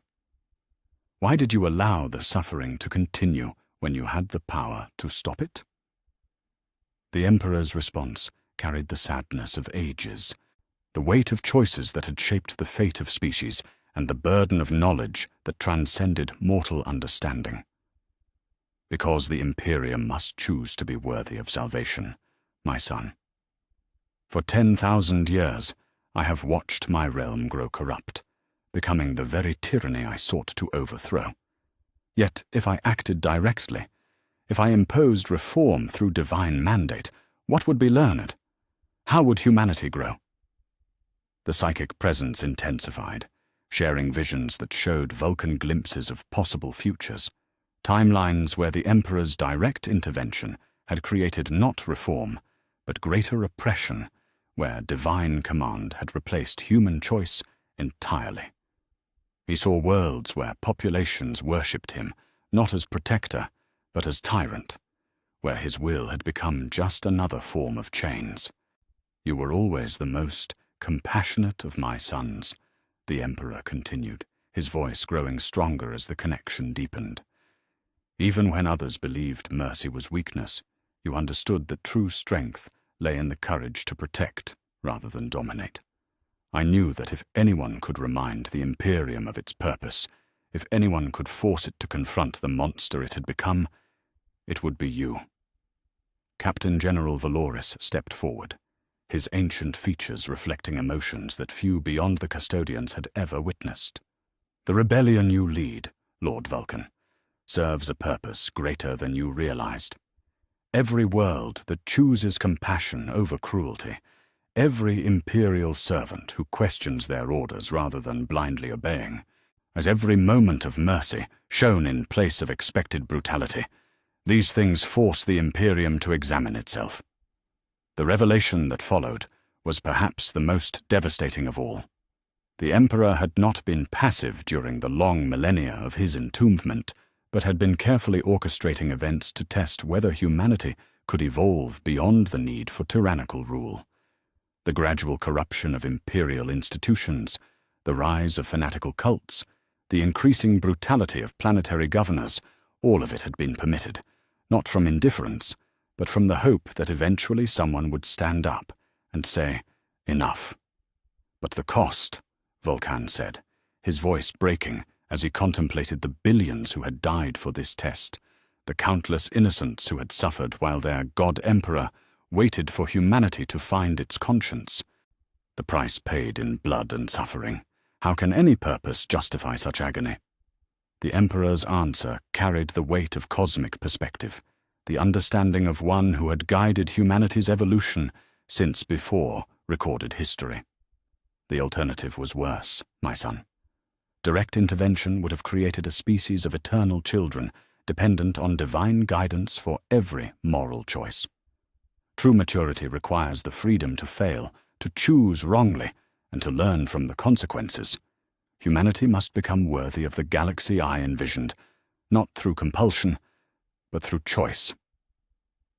As the psychic presence began to fade, leaving behind only the golden light of the custodians and the empty ruins of a dead city, Vulkan found himself facing a choice more terrible than any he had confronted. If the Emperor approved of his rebellion, but if it served a divine purpose greater than mere reform, then what did that make him? A righteous crusader fighting corruption, or a pawn in a game so vast that mortal minds could barely comprehend its scope? "The choice is yours, Lord Vulkan," Valoris said, as he and his warriors prepared to depart, their teleportarium arrays charging for the journey back to Terra. "Continue your rebellion, knowing now that it serves our master's will, or return with us to the palace and receive new orders. But understand this: whatever you choose, the responsibility for its consequences rests upon your shoulders alone." The custodians vanished in flashes of golden light, leaving Vulkan alone among the ruins with knowledge that changed everything and nothing.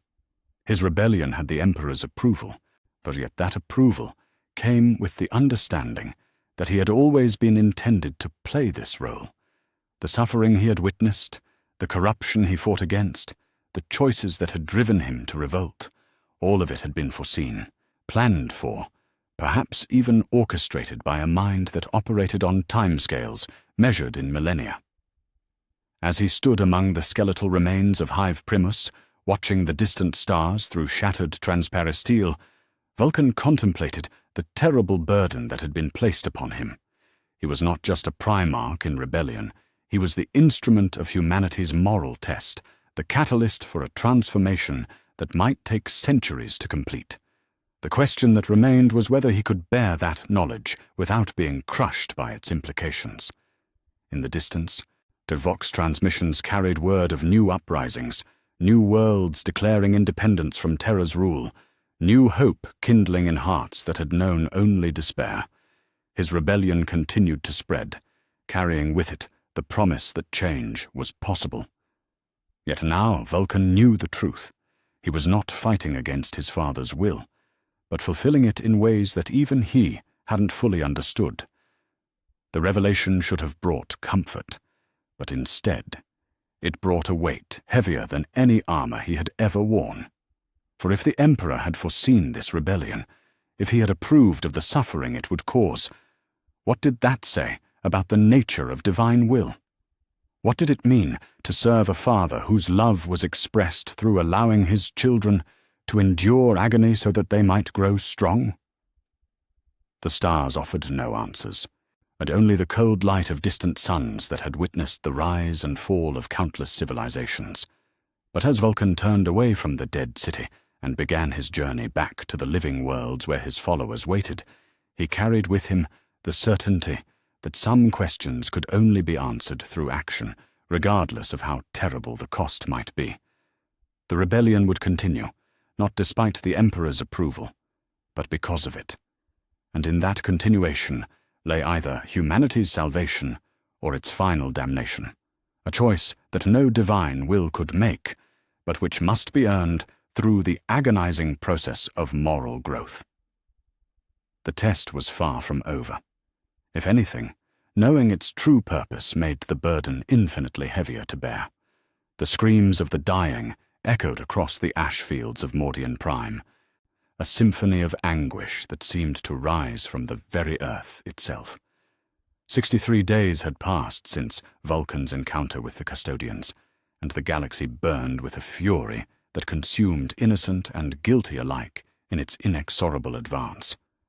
What had begun as a righteous rebellion against imperial tyranny had become something far darker, a civil war that claimed lives by the millions, turning entire sectors into charnel houses, where brother fought brother with weapons blessed by the same forges. Vulkan stood atop the ruins of what had once been a cathedral dedicated to the Emperor's glory, watching as las beams and artillery shells tore through civilian evacuation convoys caught between opposing forces. Below him, Imperial Guard regiments that had declared for his cause exchanged fire with loyalist Space Marines, yet their battle raging through streets where thousands of non-combatants sought shelter from a war they had never chosen to join. The sight filled him with a horror deeper than any physical wound, the realization that his quest to protect humanity had become its greatest threat.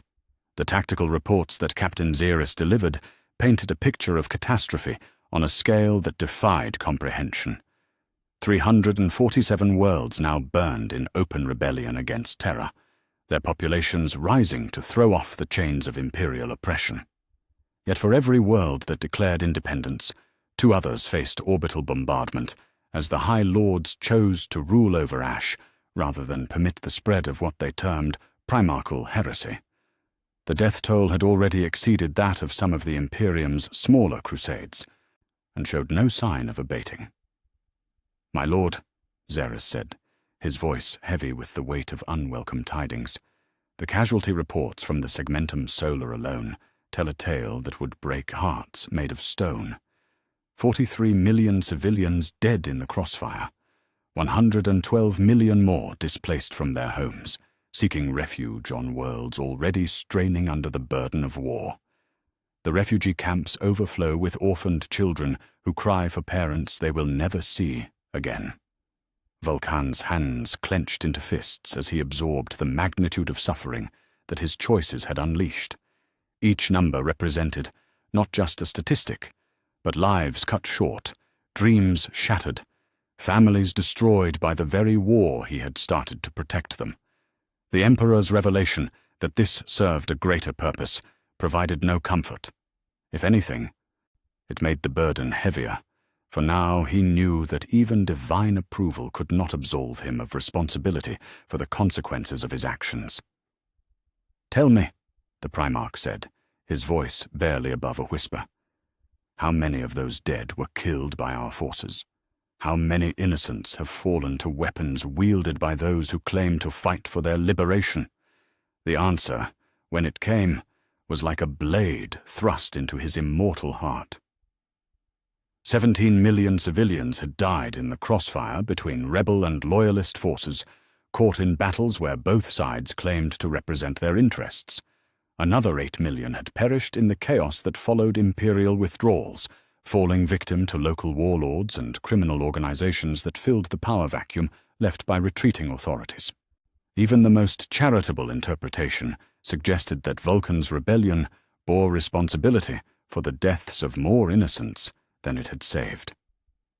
"The road to hell," Vulkan whispered, remembering words spoken by ancient Terran philosophers whose wisdom had survived the age of strife, "is paved with good intentions. I sought to save humanity from itself, yet I have become the architect of its greatest suffering. What does that make me, Xeris? What manner of monster clothes himself in righteousness while building pyramids from the skulls of the innocent?" The journey to Nocturne was undertaken in silence, Vulkan's flagship forge eternal, traveling through the warp with the weight of 10,000 years of accumulated guilt pressing down upon its Geller fields. He had not set foot upon his homeworld since the beginning of the rebellion, choosing to wage his war among distant stars rather than bring conflict to the place where his humanity had been forged. Now, as the ship emerged into real space, within sight of that volcanic world's fire-wreathed surface, he discovered that his efforts to protect Nocturne had been for naught. The orbital defenses that had stood sentinel over the Salamander's home for millennia were gone, reduced to spreading clouds of debris that caught the light of the system's primary star. In their place hung vessels bearing the heraldry of loyal Space Marine chapters, the Imperial Fists, the Iron Hands, the Ultramarines, and others whose gene fathers had once called Vulkan brother. They had come not as liberators, but as executioners, charged with purging the home world of a Primarch declared traitor by the very Imperium he had helped to build.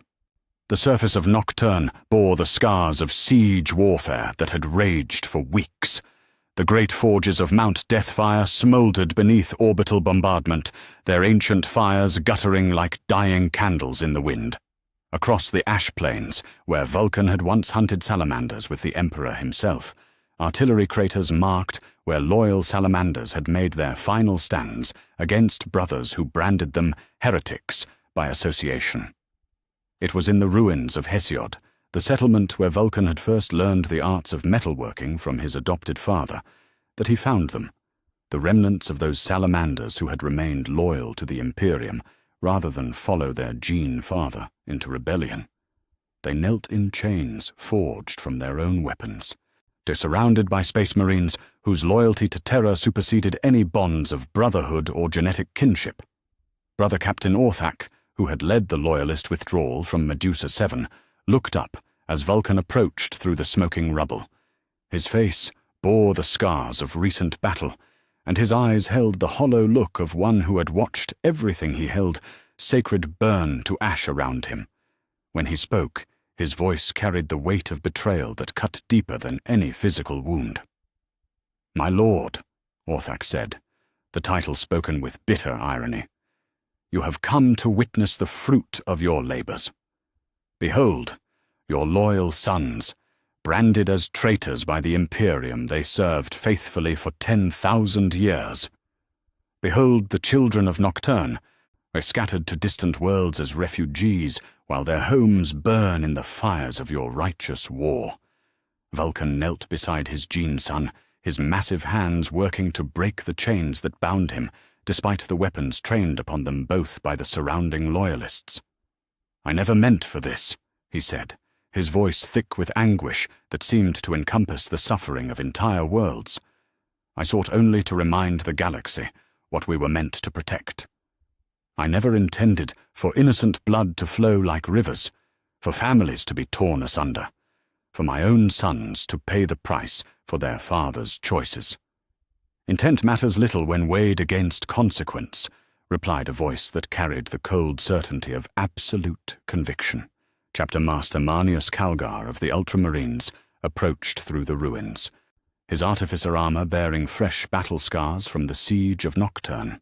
Behind him came warriors, whose gene lineage traced back to Rabut Gilliman, their bolters trained upon the Primarch who had brought civil war to the galaxy. "Lord Vulkan," Calgar continued, his voice carefully modulated to show respect while maintaining unwavering resolve, "your rebellion has torn the Imperium asunder. Billions die while you pursue a dream that exists only in memory.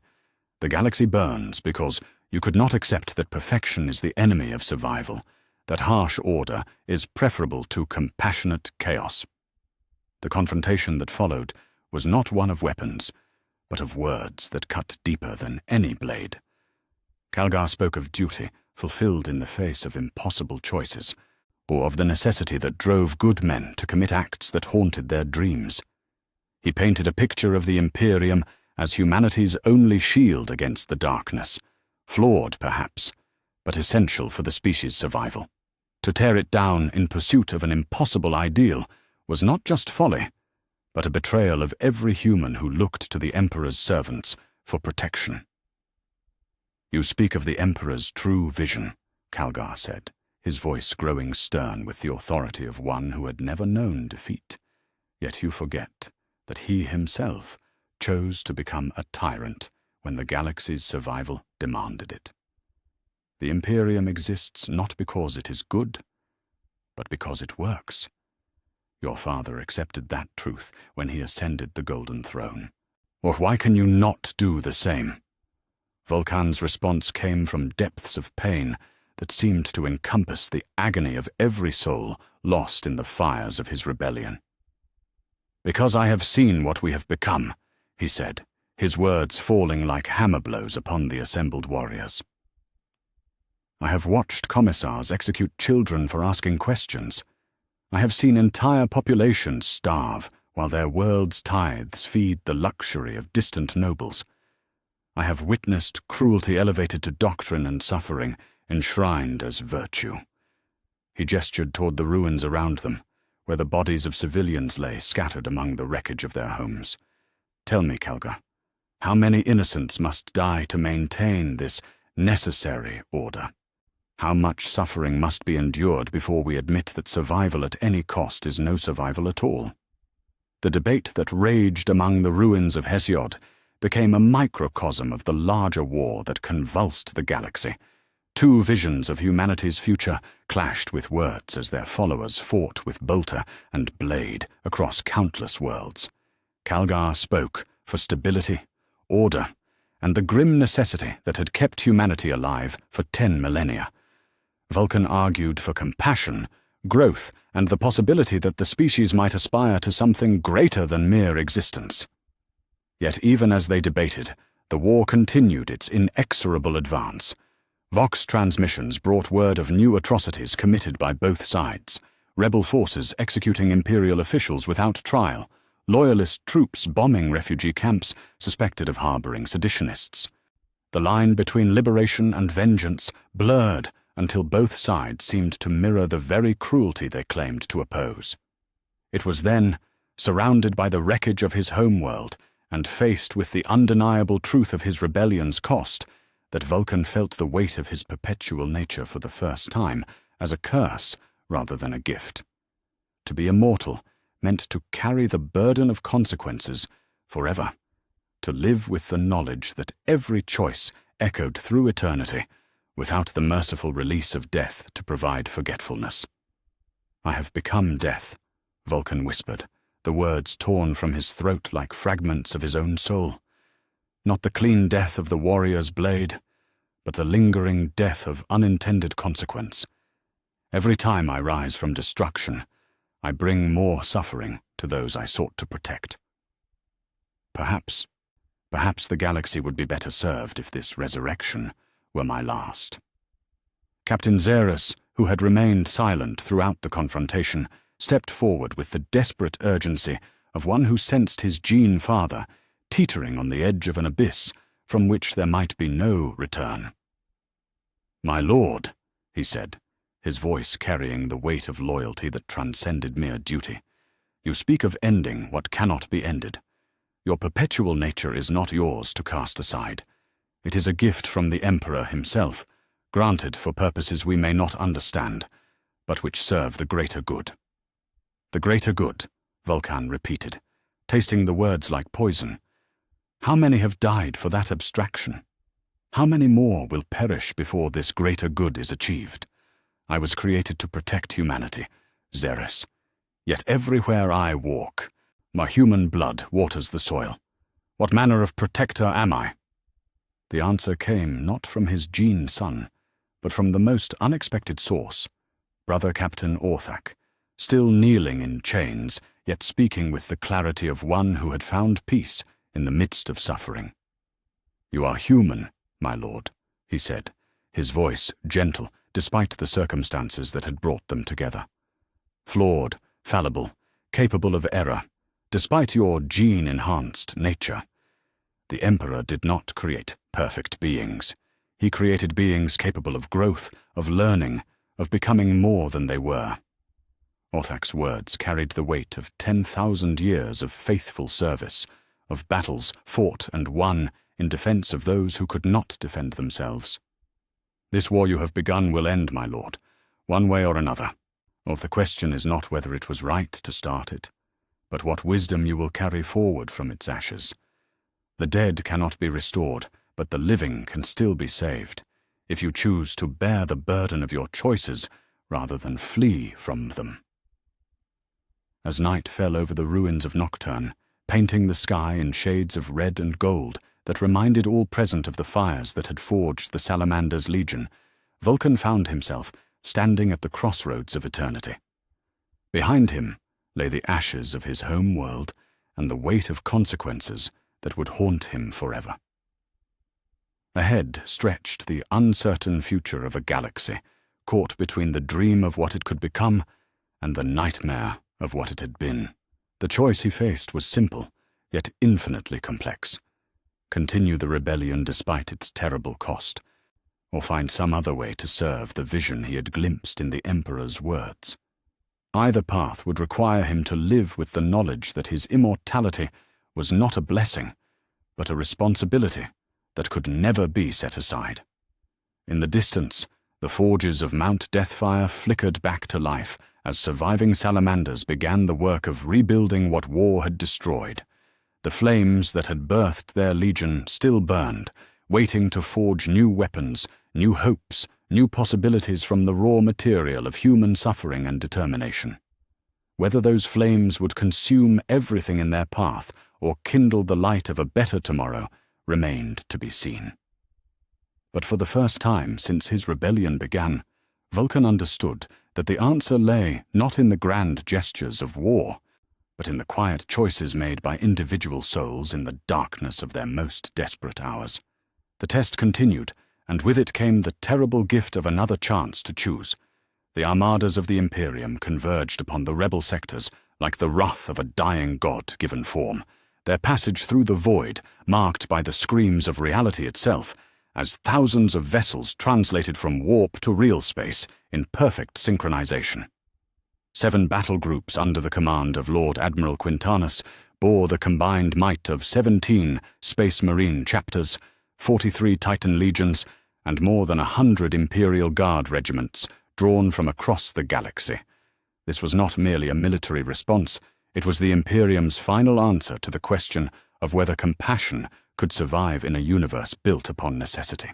To standing in the strategium of Forge Eternal, as the enemy fleets closed like the jaws of a trap, Vulkan studied tactical displays that painted a picture of overwhelming odds. The mathematics of the engagement were stark in their simplicity. His rebellion commanded perhaps 1/10 of the firepower arrayed against them, their ships crewed by volunteers and refugees who possessed courage in abundance but lacked the training of veteran Imperial forces. Yet it was not the prospect of defeat that weighed most heavily upon the Primarch's mind, but the certainty that billions would die in the crossfire of the final battle. "My lord," Captain Xerus reported, his voice carrying the strain of sleepless nights spent planning defensive strategies that all knew were futile. "The evacuation fleets have reached maximum capacity. We can save perhaps 40 million civilians from the worlds that will burn in the coming assault, but the remainder must face whatever mercy the Imperium chooses to show." The number struck Vulkan like a physical blow, each digit representing countless lives that would be snuffed out in the name of order and stability. 200 million souls trapped on worlds that had declared for his cause, unable to flee before the Imperial hammer fell. Men, women, and children who had dared to hope for something better than endless suffering, now facing annihilation because they had believed in his message of liberation. "No," Vulkan said, the word emerging from depths of determination that had not wavered even in his darkest moments. "I will not permit the slaughter of innocents to serve as the final act of this drama. Or if the Imperium demands a reckoning, it shall have one, but not paid for with the blood of those I swore to protect." The decision that followed would be remembered as either the height of courage or the depths of madness, depending upon who lived to write the histories. Vulkan would go to Terra itself, to the heart of Imperial power, where the High Lords sat in judgment upon the galaxy.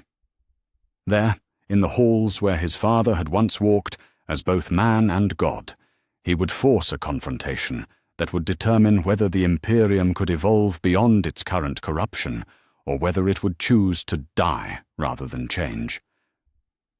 The journey to Holy Terra was undertaken alone, Vulkan traveling through routes known only to the Primarchs and their most trusted servants.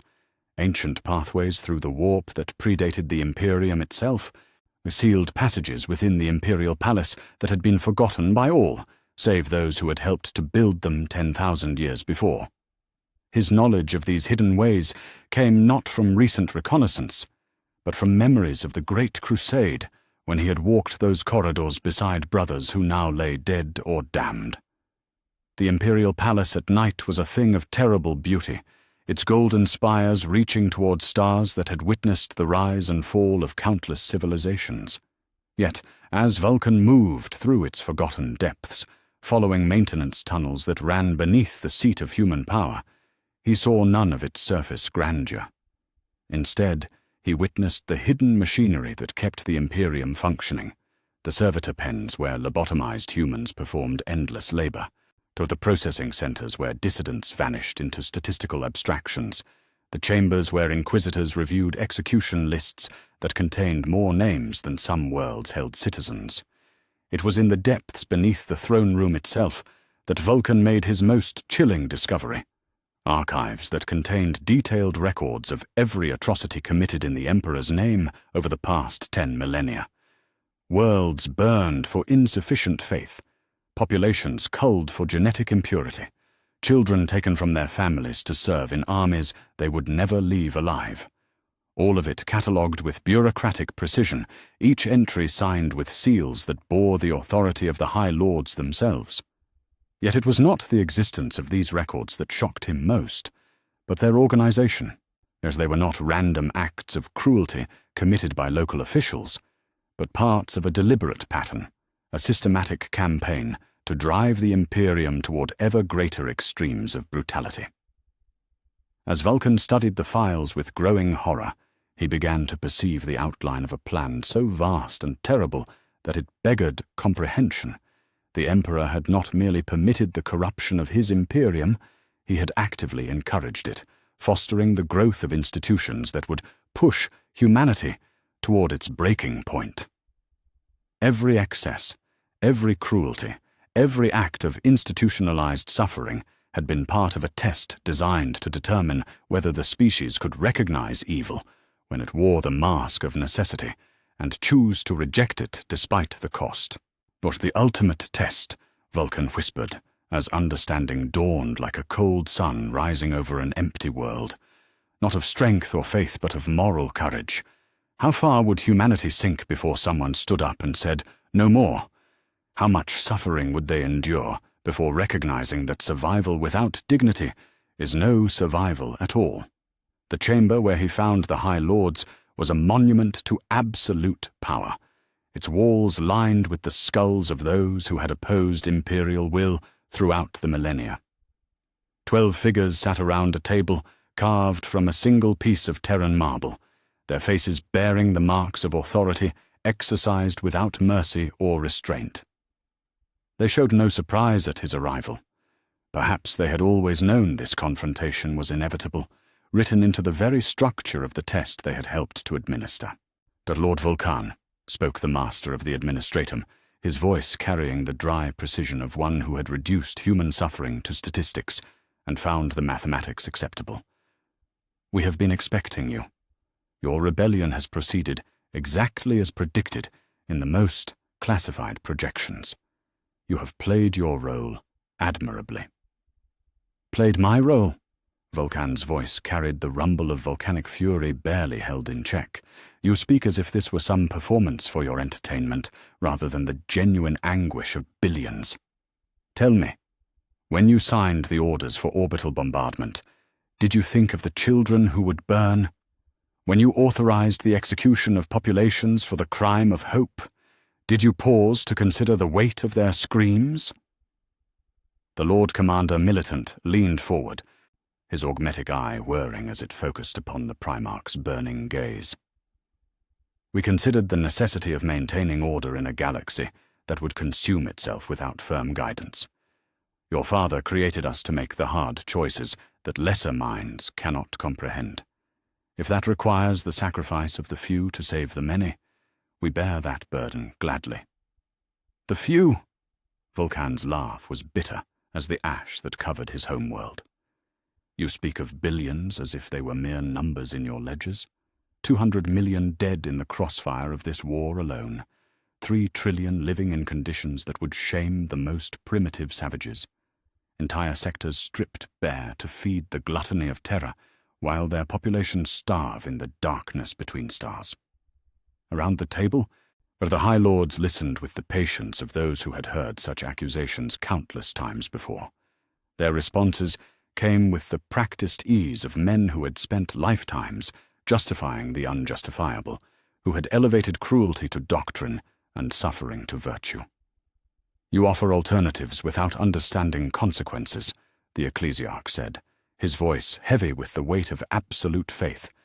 "Remove the strong hand of imperial rule, and chaos fills the void. Permit questioning of authority, and order collapses into anarchy. Show mercy to the weak, and strength is perceived as weakness by enemies who would devour our species entirely." "Yet what if the cure has become worse than the disease?" Vulkan countered, his voice carrying the authority of one who had witnessed the birth of the Imperium and could judge what it had become. "What if the strong hand you speak of has grown so heavy that it crushes everything it was meant to protect? What if your order has become indistinguishable from the chaos you claim to prevent?" The debate that followed encompassed 10,000 years of imperial history, touching upon every justification that had been offered for the gradual corruption of the emperor's dream. The High Lord spoke of pragmatism, of the harsh realities that made idealism a luxury humanity could not afford. They painted themselves as reluctant guardians, bearing burdens too heavy for lesser souls to comprehend, making sacrifices that others were too weak to make. Vulkan listened to their arguments with the patience of stone, hearing in their words the echoes of every tyrant who had ever claimed necessity as justification for evil.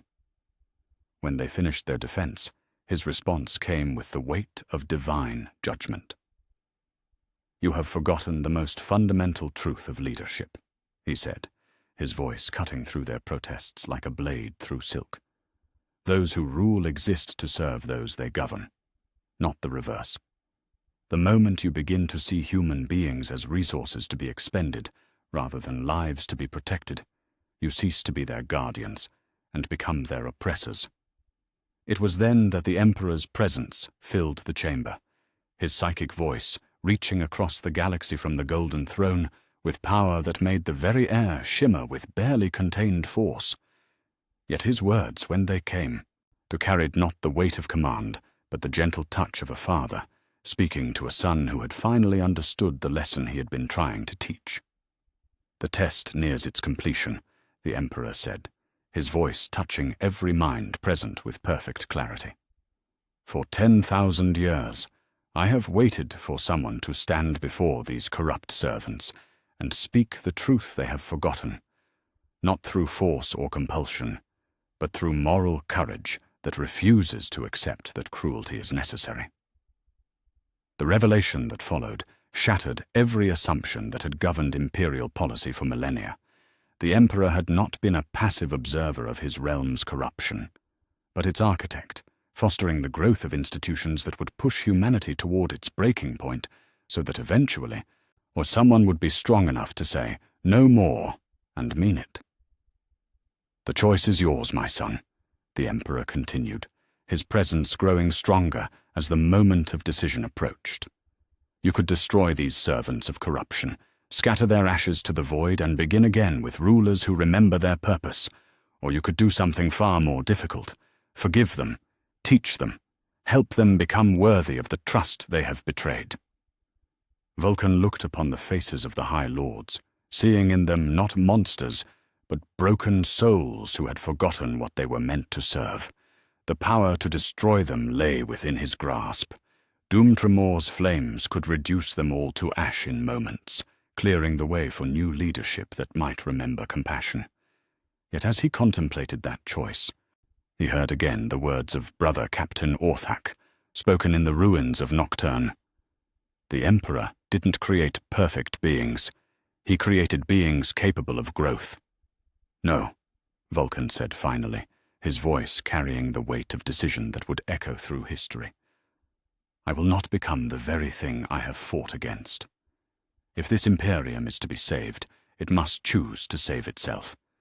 If these leaders are to become worthy of their stations, they must earn that worthiness through their own actions, not have it imposed upon them through fear."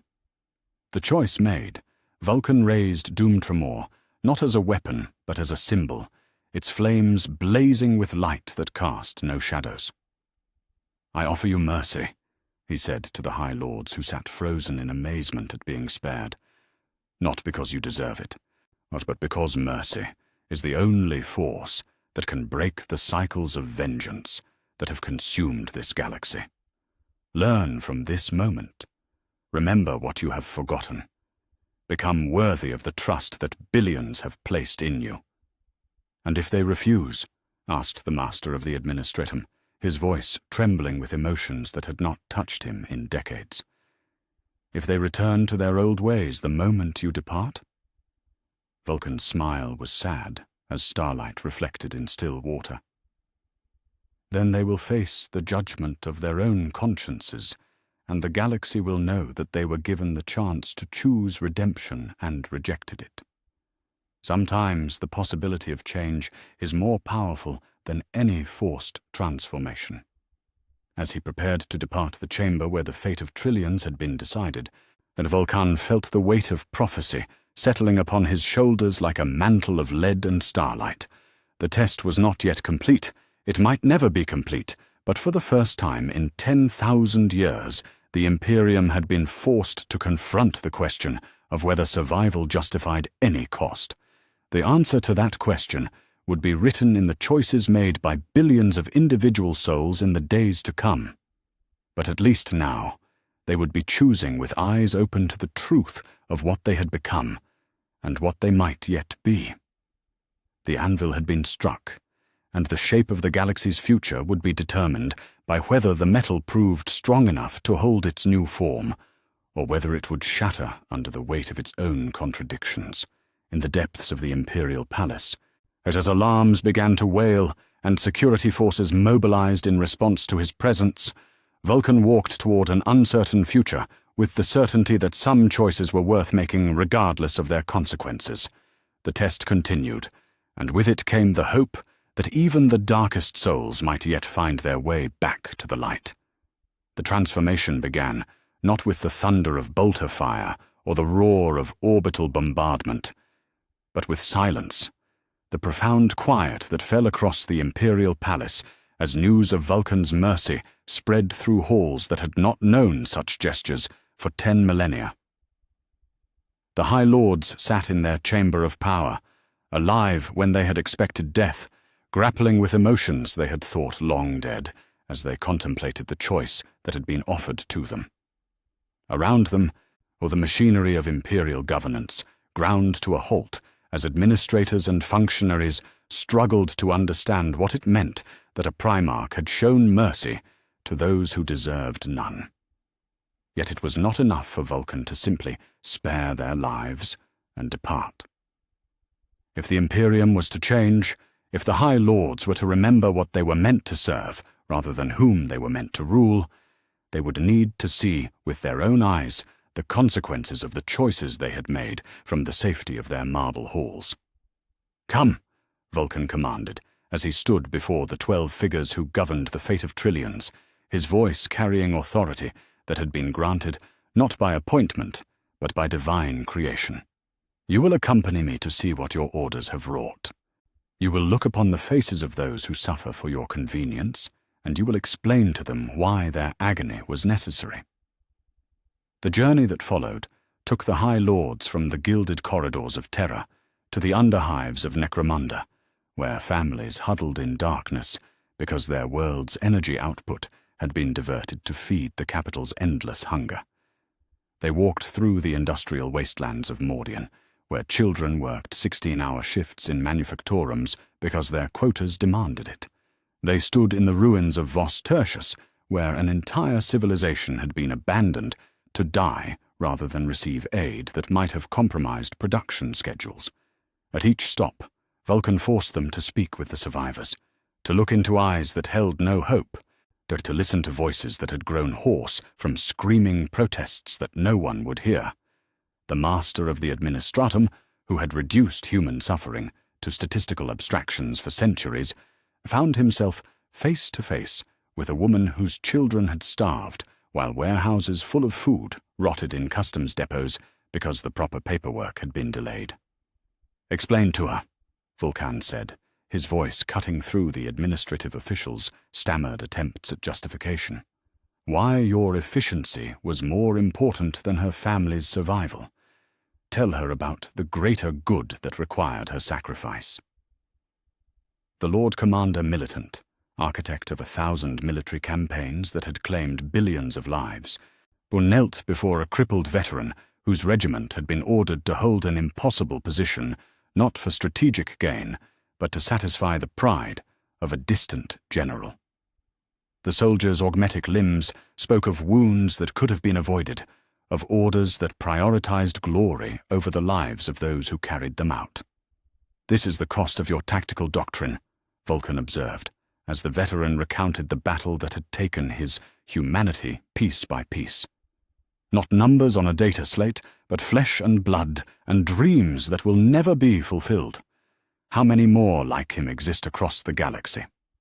How many more will you create in service to plans drawn in ignorance of their true price? Yet even as the High Lords grappled with revelations that shattered decades of comfortable assumptions, Vulkan's true message was already spreading across the galaxy in ways that no force could contain.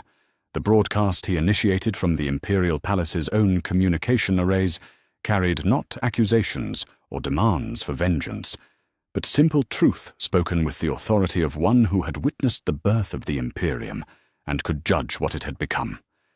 "Citizens of the galaxy," his words thundered across the void, reaching every listening post and Vox receiver within 100 sectors. "For too long you have been told that your suffering serves a greater purpose, that your children must die so that others might live, that freedom is slavery, ignorance is strength, and mercy is weakness. Today I tell you that those who speak such lies have forgotten the most basic truth of civilization, that governments exist to serve their people, though not the reverse." The response was immediate and overwhelming. On Katashan, jungle fighters who had spent their lives following orders without question began to ask why their world's youth were conscripted to die on distant battlefields, while local threats went unaddressed. On Valhalla, ice warriors questioned why their planet's mineral wealth was shipped to forge worlds while their own people froze in inadequate shelters. Across the galaxy, populations that had endured millennia of casual cruelty suddenly found voices they had thought silenced forever. Yet it was not just civilians who heard Vulkan's message and found it resonating with doubts they had long suppressed. In the halls of the Inquisition itself, agents who had spent centuries purging heretics began to question whether the greatest heresy might be the system they served. As Inquisitor Vex, who had once declared that even Primarchs must bow to inquisitorial authority, stood in his chambers aboard the Divine Judgment and watched reports of uprisings across 17 sectors with something approaching wonder. "Perhaps," he said to his aide Seraphine, his voice carrying uncertainty that had not marked his words since his earliest days of service, "we have been asking the wrong questions. Not whether people deserve freedom, but whether we deserve the authority to deny it to them." The fracture lines that had existed within imperial institutions for millennia suddenly became chasms, as those who remembered why they had first taken up arms in humanity's service found themselves at odds with those who had forgotten everything save the exercise of power. 3 inquisitors of the Ordo Hereticus publicly declared their support for Vulkan's message, stating that the greatest corruption in the galaxy was not chaos worship, but the systemic cruelty that made chaos attractive to those who had lost all hope. Chapter Master Lysander of the Imperial Fists, who had faced Vulkan in combat and been spared through mercy he had never expected, stood before his assembled warriors and spoke words that would echo through the Adeptus Astartes for generations to come. "We were created to be humanity's protectors," he said, his voice carrying the weight of centuries spent in faithful service, "not its oppressors. If we have forgotten that distinction, then we have failed not just our oaths, but the very purpose for which we were made." The ecclesiarchy, that vast machine for the manufacture of faith, or found itself torn between those who proclaimed that change was heresy and those who declared that resistance to positive change was the true betrayal of the Emperor's will. Cardinal Astrophen of the Segmentum Solar stood before the greatest cathedral on Terra and delivered a sermon that would be remembered as either the height of wisdom or the depths of apostasy, depending upon the listener's perspective. "For 10,000 years," he said, his words carrying to millions of pilgrims gathered in the cathedral's vastness, "we have preached that suffering brings us closer to the Emperor, that pain purifies the soul and hardship proves our devotion. Yet I ask you, when the Emperor walked among us, did he demand that children starve to prove their faith? Did he order the execution of the innocent to demonstrate their loyalty? Or did he sacrifice himself upon the golden throne precisely so that such things would not be necessary?"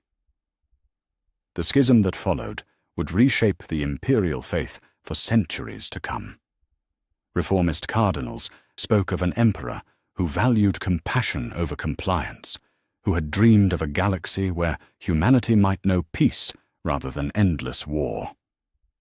Traditionalist bishops countered that such thinking was heresy, that the emperor's sacrifice demanded reciprocal suffering from his followers, that any deviation from established doctrine was a betrayal of 10,000 years of faithful service.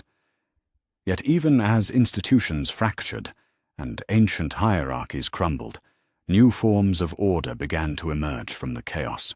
On worlds where populations had risen against their oppressors, the citizen councils formed to replace governors who had ruled through fear alone. Veterans of the Imperial Guard who had grown sick of pointless campaigns organized themselves into defensive militias dedicated to protecting rather than conquering. Space Marine chapters that had joined Vulkan's cause began working alongside local populations rather than ruling over them. The changes were not uniformly positive. Chaos filled some voids left by departing authorities, and some worlds descended into anarchy as competing factions struggled for control. Yet for every failure, there were dozens of successes, communities that discovered they could govern themselves more effectively than distant bureaucrats who viewed them as resources rather than people. On Terra itself, the High Lords who had accompanied Vulkan on his journey of revelation returned to their chambers changed in ways that they struggled to understand. The Master of the Administratum sat before data slates that showed efficiency ratings and production quotas, yet found himself seeing not numbers, but the faces of those who would suffer to achieve them. The Lord Commander Militant reviewed strategic assessments that called for sacrificing entire regiments to achieve marginal advantages, yet could not forget the veteran who had paid the price of such calculations. "What would you have us do?" asked the Fabricator General, his augmetic voice carrying confusion that his ancient cogitators struggled to process. "The Imperium requires governance. Decisions must be made. Orders must be given. How do we proceed when every choice carries the weight of suffering you have shown us?" Vulkan's answer came with the gentle authority of one who had spent millennia learning to balance idealism with reality. "You proceed with the knowledge that every life matters," he said, his voice carrying certainty that cut through their confusion like a beacon in darkness. "You make decisions not from the safety of marble halls, but with the understanding that real people will bear the consequences of your choices. You govern not as masters, but as servants, remembering always that power is a burden, not a privilege." The process of transformation would take decades, perhaps centuries to complete. The Imperium was too vast, too complex, too entrenched in its ways to change overnight. Yet as reports flooded in from across the galaxy of populations refusing to accept impossible quotas, of commanders choosing to protect civilians rather than achieve military objectives, of administrators seeking to serve rather than rule, it became clear that something fundamental had shifted in the relationship between the Imperium and humanity. The chain of oppression that had bound the galaxy for 10 millennia had been broken not through force of arms, but through the simple recognition that it need not exist. Vulkan's choice to show mercy rather than exact vengeance had done what no amount of rebellion could achieve. It had reminded both rulers and ruled that change was possible, that suffering was not inevitable, that the dream of a better galaxy was worth fighting for. In his private chambers within the Imperial Palace, as reports of transformation echoed from across the stars, Vulkan reflected upon the path that had brought him to this moment. The rebellion that had begun with his desperate intervention on Medusa 7 had evolved into something far greater. Not a war of conquest, but a revolution of consciousness. Not the destruction of the old order, but its redemption. "The hardest victory," he said to Captain Xerus, who had remained by his side through every trial the rebellion had brought, "is not the one won through strength of arms, but the one achieved through strength of character. Any fool with sufficient firepower can destroy that which offends him. It takes wisdom to transform it into something worthy of preservation. The forge fires of 1,000 worlds burned bright against the void, if their light no longer fueled solely by the hunger for war, but by hope for something better. The chains had been broken, and in their place grew bonds forged not from compulsion, but from choice, connections between governor and governed, protector and protected, that drew strength from mutual respect rather than fear. The galaxy would never be perfect. Too much damage had been done over too many millennia for complete healing to be possible. Yet for the first time since the Emperor's enthronement upon the Golden Throne, humanity had been reminded that progress was possible, that mercy was strength, and that the dream of unity through compassion was not just a legend from a bygone age, but a future that could still be achieved. The revolution continued, not through the thunder of guns, but through the whispered conversations of those who dared to hope that tomorrow might be better than today. And in that hope lay the strongest foundation upon which to build a galaxy worthy of the sacrifices that had brought it into being. The great bell of terror chimed across the galaxy as the Imperium formally acknowledged what had already become reality in countless sectors. The age of rule through fear alone had ended. The imperial decree that emerged from the High Lord's deliberations bore the seal of every major institution that governed humanity's scattered worlds, yet it read not like the brutal edicts of millennia past, but like a promise made to children who had suffered too long in darkness. By the authority of the High Lords of Terror, to acting in accordance with the Emperor's divine will, the decree proclaimed across 1,000 Vox networks, no citizen of the Imperium shall be subject to execution without formal trial. No population shall be culled for failing to meet impossible quotas. No world shall be abandoned to die for the crime of requesting aid. The Imperium exists to serve humanity, not the reverse, and those who forget this truth forfeit their right to govern in the Emperor's name. The word seemed simple, almost mundane to those who had never lived under the boot of imperial tyranny. Yet to the trillions who had endured millennia of casual brutality, they represented something revolutionary, the recognition that their lives held inherent value beyond their utility as resources to be consumed. On Mordian, the factory workers wept openly as they realized their children would not be pressed into service at age 12. On Katashan, jungle fighters discovered that their world's youth could choose their own paths rather than face automatic conscription into the Imperial Guard. Yet it was not enough for Vulkan to simply proclaim change. If the transformation was to take root and flourish, those displaced by the old order's collapse would need places of sanctuary where new ways could be practiced and proven. Across 17 sectors, worlds that had declared for his cause began establishing refugee settlements that would serve as both havens for the displaced and laboratories for the forms of governance that the Imperium might yet become. The first of these sanctuaries rose on Caliban's ruins, much where the ancient forests had begun to reclaim the industrial scars left by millennia of exploitation. Here, Vulkan himself worked alongside former imperial officials and civilian volunteers to build something unprecedented, a city governed not by the whims of distant bureaucrats, but by councils elected from among its inhabitants.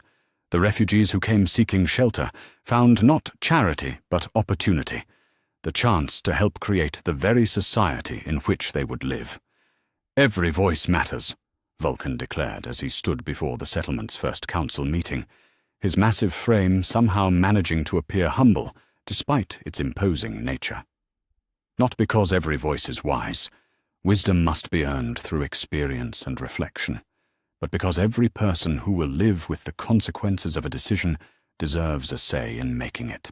What this is not weakness disguised as democracy, but strength expressed through the courage to trust in humanity's capacity for growth." The work was neither easy nor uniformly successful. Some settlements descended into faction fighting as competing groups struggled to define their vision of the future. Others became paralyzed by endless debate as councils discovered that reaching consensus was far more difficult than following orders. Yet for every failure, there were dozens of successes, communities that learned to govern themselves with wisdom and compassion, proving that the dream of peaceful coexistence was not merely idealistic fantasy, but achievable reality. It was during the establishment of the seventh sanctuary that Vulkan received word that would reshape his understanding of what his rebellion had truly accomplished. A small fleet bearing the heraldry of the 13th Legion had translated into the system's edge, their hulls scarred by warp transit, yet their message unmistakable. Robert Gilliman had awakened from his millennia-long stasis and come to see what his brother had wrought. The meeting between the two Primarchs took place in the amphitheatre of Newmacraga, the settlement that had grown from the ashes of an imperial governor's palace. Gilliman approached with the measured stride of one who had built an empire through careful planning and methodical execution, his armor of fate gleaming in the light of 3 suns. Yet his expression held none of the stern disapproval that Vulkan had expected. Instead, there was something approaching wonder as he surveyed the ordered prosperity of the refugee settlement.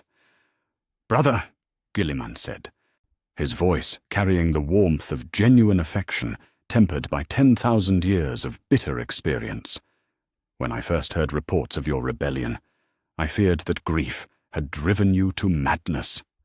The galaxy burns with civil war, entire sectors torn asunder by competing claims of righteousness and necessity.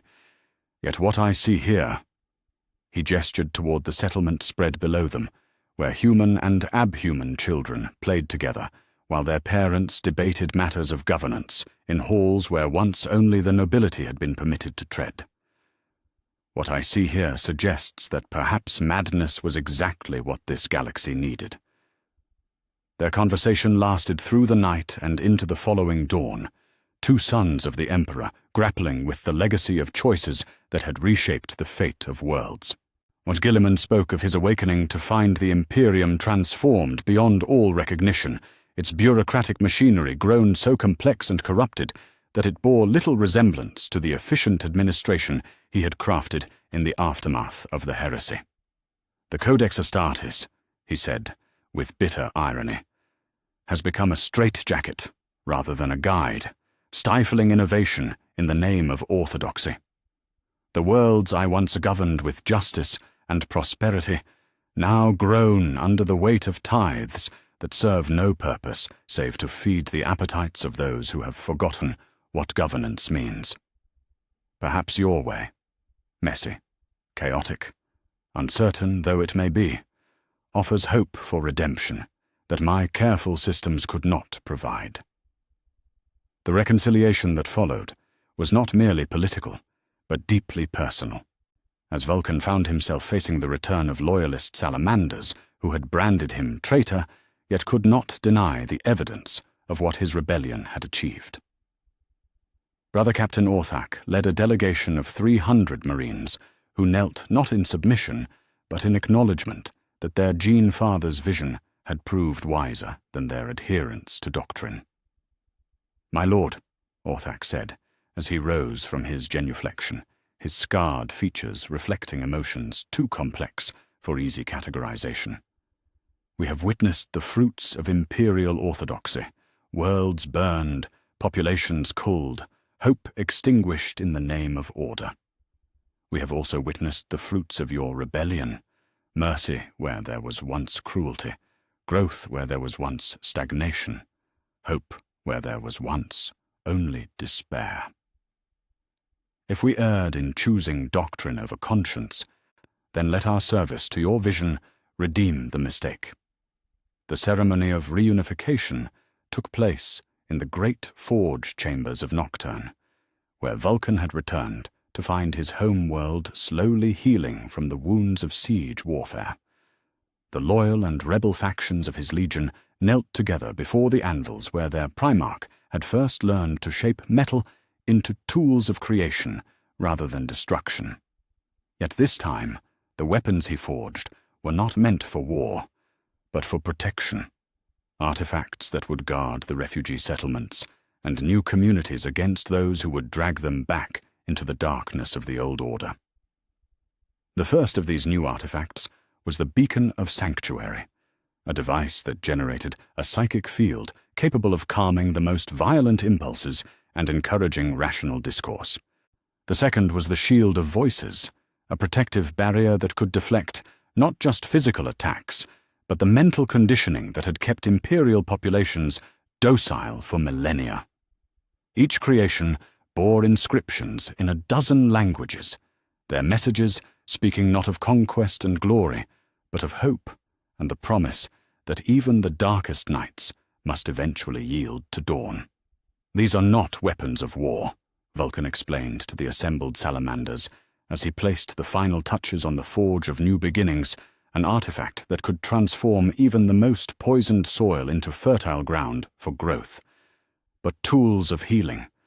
For too long, we have defined strength as the ability to destroy our enemies. But I offer a different definition. Strength as the courage to help our enemies become our friends. The transformation of the salamanders themselves served as a microcosm of the changes sweeping the Imperium. Squads that had once specialized in urban warfare and siege breaking were retrained as disaster relief specialists and refugee protection units. Veterans who had spent centuries perfecting the arts of destruction found new purpose in teaching civilians how to defend their communities without becoming the very monsters they sought to resist. Captain Xerus, whose loyalty had never wavered throughout the darkest days of the rebellion, stood beside his Gene father as reports arrived of similar transformations occurring across the galaxy. The Imperial Fists were establishing educational academies on worlds that had never known literacy. The Ultramarines were sharing the administrative techniques that had once been jealously guarded secrets of their chapter. Even the Iron Hands, traditionally the most mechanically focused of the Astartes, were teaching civilians how to maintain and repair the technology upon which their lives depended. The other legions stir, Xerus reported, as new vessels bearing primarchal heraldry appeared at the edge of sensor range. Lemon Russ has sent word from Fenris that he comes to hunt not enemies, but solutions. The Lion himself has awakened and speaks of redemption for sins both past and present. They come not as conquerors or judges, but as brothers seeking to understand what miracle you have wrought. Yet perhaps the most significant transformation was occurring not in the grand gestures of primarchs and legions, but in the quiet choices made by ordinary citizens who had discovered that they possessed voices worth hearing. On 1,000 worlds, population councils had formed to work alongside planetary governors rather than simply serving their whims. Imperial Guard regiments were restructuring themselves as defensive militias, their loyalty redirected from distant terror to the communities they had sworn to protect. The ecclesiarchy itself had undergone a fundamental schism that ultimately proved beneficial, as reformist cardinals established new cathedrals dedicated not to the worship of the emperor as tyrant god, but to the reverence of his vision of human unity and compassion. These new churches served not as centers of dogmatic indoctrination, but as community gathering places where citizens could come together to debate, learn, and find common ground in their shared humanity. Faith, declared Cardinal Astrophan in a sermon that was broadcast across 17 sectors. is not the suspension of reason, but its fulfillment. We have faith not that the Emperor will solve all our problems, but that he has given us the wisdom and strength to solve them ourselves. We worship not his power, but his love, not his dominion, but his dream of what humanity might become. The economic transformations proved equally dramatic, as worlds that had spent millennia shipping their wealth to Terra began redirecting their resources toward local needs and mutual aid networks that spanned entire sectors. Trade routes that had once served only to enrich distant nobles became conduits for the exchange of knowledge, technology, and cultural innovations that benefited all participants. What on the forge world of Griffona IV, Magos Harath IX stood before an assembly of tech adepts and delivered words that would have been branded heretical mere months before. The Omnissiah's greatest gift to humanity was not the machine, but the knowledge to improve our condition through technological progress. We have hoarded that knowledge like misers clutching coins while the galaxy burned around us. No more. Let the dark age of technological ignorance end, and let a new age of shared understanding begin. Yet even as these transformations took root and flourished, Vulkan knew that the work was far from complete. The Imperium was too vast, too complex, too deeply entrenched in its old ways to change overnight. There would be setbacks, reversals, moments when fear and hatred would temporarily triumph over hope and compassion. The forces of chaos still lurked beyond the galaxy's rim, watching for signs of weakness that might provide opportunities for invasion. Other threats, the Tyrannid fleets, the Necron dynasties, the myriad Xenos empires that saw humanity as nothing more than prey, remained as dangerous as ever. Change is not a destination, but a journey, Vulkan said, as he stood in the council chambers of New Terra, the city that had grown from the ashes of an imperial hive to become a beacon of what democratic governance might achieve. And journeys are measured not by their endpoints, but by the wisdom gained along the way. We have proven that transformation is possible, that mercy can triumph over cruelty, that cooperation can achieve more than compulsion. Now we must prove that these gains can endure. The fire that had begun as rebellion had become something far greater, a renaissance of the human spirit that touched every aspect of imperial society. Artists created works that celebrated life rather than glorifying death. Scientists pursued research aimed at healing rather than harming. Soldiers trained to protect rather than conquer.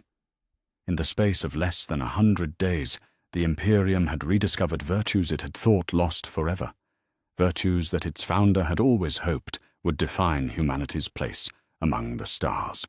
And as Vulkan worked at his forge in the heart of Nocturne's greatest mountain, shaping metal into forms that had never before existed in the galaxy's long and bloody history, he reflected upon the magnitude of what had been accomplished.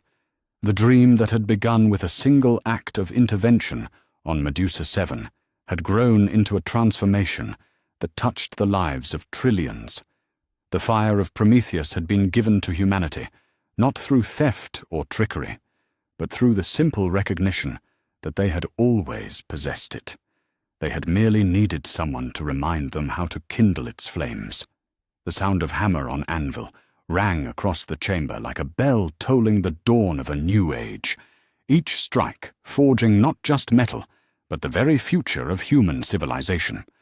And in that rhythm lay the promise that the best days of the Imperium were not behind it, but still to come, waiting to be shaped by hands that remembered the difference between creation and destruction, between service and domination, between the nightmare of eternal war and the dream of enduring peace.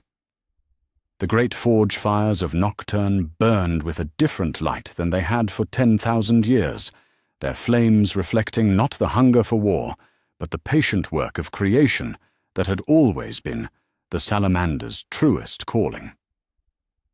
In the depths of Mount Deathfire, where the planet's molten heart met the cool touch of surface air, Vulkan worked at his ancient anvil with the contentment of one who had finally found his proper purpose. The hammer that had once shaped weapons of conquest now forged tools of growth, its rhythm marking not the cadence of march to war, but the steady pulse of a galaxy slowly healing from millennia of self-inflicted wounds.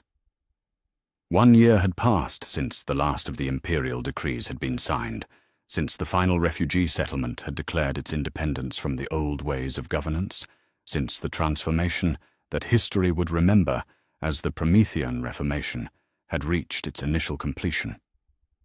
Yet Vulkan knew, with the wisdom of one who had witnessed the rise and fall of empires, that endings were merely new beginnings in disguise. The work of rebuilding civilization was measured not in months or years, but in generations, each one carrying forward the lessons learned through suffering and the hope earned through sacrifice. The reports that reached him in his voluntary exile spoke of a galaxy transformed beyond recognition. On Terra itself, the High Lords who had once ruled through fear now governed through consensus, their marble halls echoing not with the screams of the condemned, but with the voices of citizens who had rediscovered their right to be heard. The Adeptus Administratum, that vast bureaucratic engine that had ground human dignity into statistical abstractions, had restructured itself around principles of service rather than domination. Even the Inquisition, most feared of imperial institutions, had begun to define heresy not as questioning authority, but as the abuse of power itself. "The galaxy remembers," Captain Xeris reported, as he delivered the latest communications from across 17 sectors, his scarred features reflecting the satisfaction of duty well performed. "They call you the Guardian Primarch, my lord, not for the worlds you conquered, but for the souls you saved. Children born in the refugee settlements learn your name alongside their letters, not as a warrior god to be feared, but as the father who taught humanity to remember its own worth." Vulkan smiled as he shaped molten adamantine into forms that had never existed before, agricultural implements that could coax life from the most barren soil, medical devices that could heal wounds both physical and psychological, teaching tools that could kindle curiosity rather than crush it beneath the weight of doctrine. And each creation bore inscriptions in the ancient Nocturnian script that spoke not of conquest and glory, but of growth and the promise that even the smallest flame could light the darkness. "They honor me more than I deserve," he said, his voice carrying the gentle authority of one who had learned to measure success not in victories won, but in suffering prevented.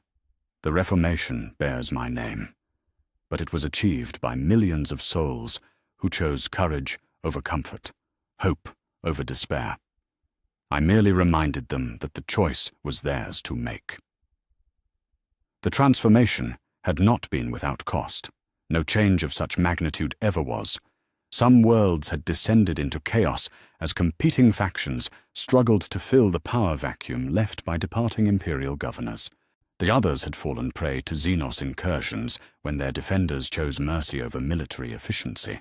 The forces of chaos, ever watchful for signs of weakness, had launched 3 major invasions that had been repelled only through the combined efforts of reformed imperial forces and civilian militias fighting to protect homes they had helped to build. Yet for every setback, there had been dozens of triumphs that spoke to the resilience of the human spirit when freed from the chains of hopelessness. Agricultural worlds that had spent millennia shipping their harvests to distant Terra, while their own populations starved, had become beacons of prosperity, their surplus shared with neighboring systems through trade networks based on mutual benefit rather than exploitation. Their industrial planets had transformed their production lines to create goods that enhanced life rather than simply feeding the endless hunger of war. The Space Marine chapters themselves had undergone perhaps the most dramatic transformation of all, evolving from warriors of conquest into guardians of peace. The Imperial Fists now served as disaster relief specialists, their expertise in fortification redirected toward building homes for the displaced rather than bunkers for the privileged. The Ultramarines had become teachers and administrators, sharing the knowledge that had once been jealously guarded secrets of their chapter with any who sought to learn. Even the most combat-oriented chapters had found new purpose in protecting trade routes and defending settlements against the predators that thrived in chaos. "Brother Captain Lysander sends word from the Mordian system," Xerus continued, his voice carrying notes of wonder that had become common when discussing the reformed chapters. "The Imperial Fists have completed construction of 17 new settlements for refugees from the Chaos incursions. He reports that their work brings them greater satisfaction than any victory they achieved during the old campaigns. They have rediscovered what it means to build rather than merely tear down." The ecclesiarchy had perhaps undergone the most fundamental philosophical transformation, evolving from an institution that preached the necessity of suffering into one that celebrated the Emperor's vision of human potential. Cardinal Astrophen's reforms had spread across thousands of worlds, at replacing cathedrals dedicated to martyrdom with community centers focused on education and mutual aid. The new prayers spoke not of humanity's unworthiness, but of its divine heritage as children of the Emperor's dream. "Faith," the Cardinal had declared in his latest sermon, broadcast across the reformed sectors, "is not the abandonment of reason, but its highest expression. We have faith not that the Emperor will solve our problems for us, but that he has given us the wisdom and strength to solve them ourselves. We worship not his power, but his love, not his dominion, but his dream of what we might become if we choose to be worthy of his sacrifice." Yet it was in the responses from ordinary citizens that Vulkan found the greatest validation of his choices. Letters arrived daily from across the galaxy, from factory workers who had learned to read thanks to salamander literacy programs, from farmers who had discovered new cultivation techniques shared by reformed Mechanicus adepts, from children who grew up believing that the future could be better than the past because they had witnessed transformation with their own eyes. One letter, written in the careful script of someone still learning to form letters, came from a young woman on Vos Tertius, whose family had been among the refugees Vulkan had saved during his first intervention. "Lord Vulkan," it read, "my daughter asks me to tell you that she wants to be like you when she grows up. Not a warrior, but a protector. Not someone who destroys, but someone who builds." She has started learning to work metal in the settlement forges, and she says her first creation will be a flower made of steel, something beautiful that will never wilt, to remind people that even in the darkest times, beauty can bloom. It was while reading such testimonies that Vulkan received a communication that would reshape his understanding of everything he had accomplished. The message came not through conventional Vox channels, but through the psychic communion that had always existed between the Emperor and his sons, carrying with it the weight of 10,000 years of accumulated wisdom and the satisfaction of a plan finally come to fruition. "My most faithful son," the Emperor's voice reached across the galaxy with warmth that had been absent from their previous communications. "You have exceeded even my highest hopes. For the reformation you have achieved was not merely the salvation of the Imperium, it was the prevention of humanity's moral collapse, the rescue of our species' soul from the abyss into which it was falling." The revelation that followed completed Vulkan's understanding of the cosmic game in which he had unknowingly participated. The Emperor had foreseen that the Imperium's gradual corruption would eventually reach a tipping point where it would collapse entirely, taking with it any hope of human survival in a galaxy filled with threats beyond mortal comprehension. The systematic fostering of cruelty and tyranny had not been an end in itself, but a desperate gamble. Push the system to its breaking point and hope that someone would emerge with the strength to say no more before it was too late. The test was not whether humanity could endure suffering, the Emperor explained, his presence growing stronger as the connection deepened, but whether it could recognize when that suffering had become pointless and find the courage to choose a different path. "You were not the only son I hoped would play this role. Any of your brothers might have served, had they survived to see what the Imperium had become. Yet fate chose you, my gentle giant, my most compassionate warrior, and you proved worthy of the trust I placed in you before your birth.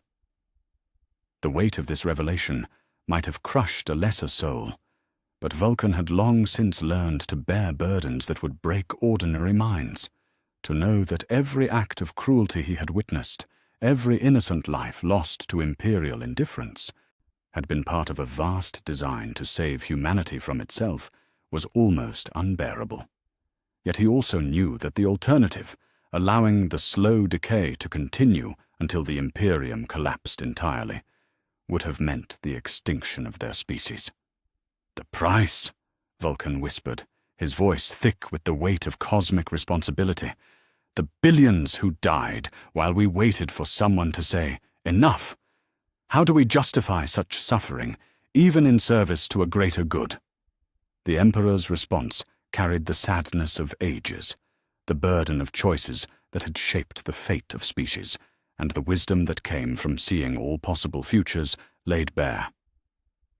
"We justify it by ensuring that their sacrifice was not meaningless, that the world we build honors their memory by being worthy of the price they paid.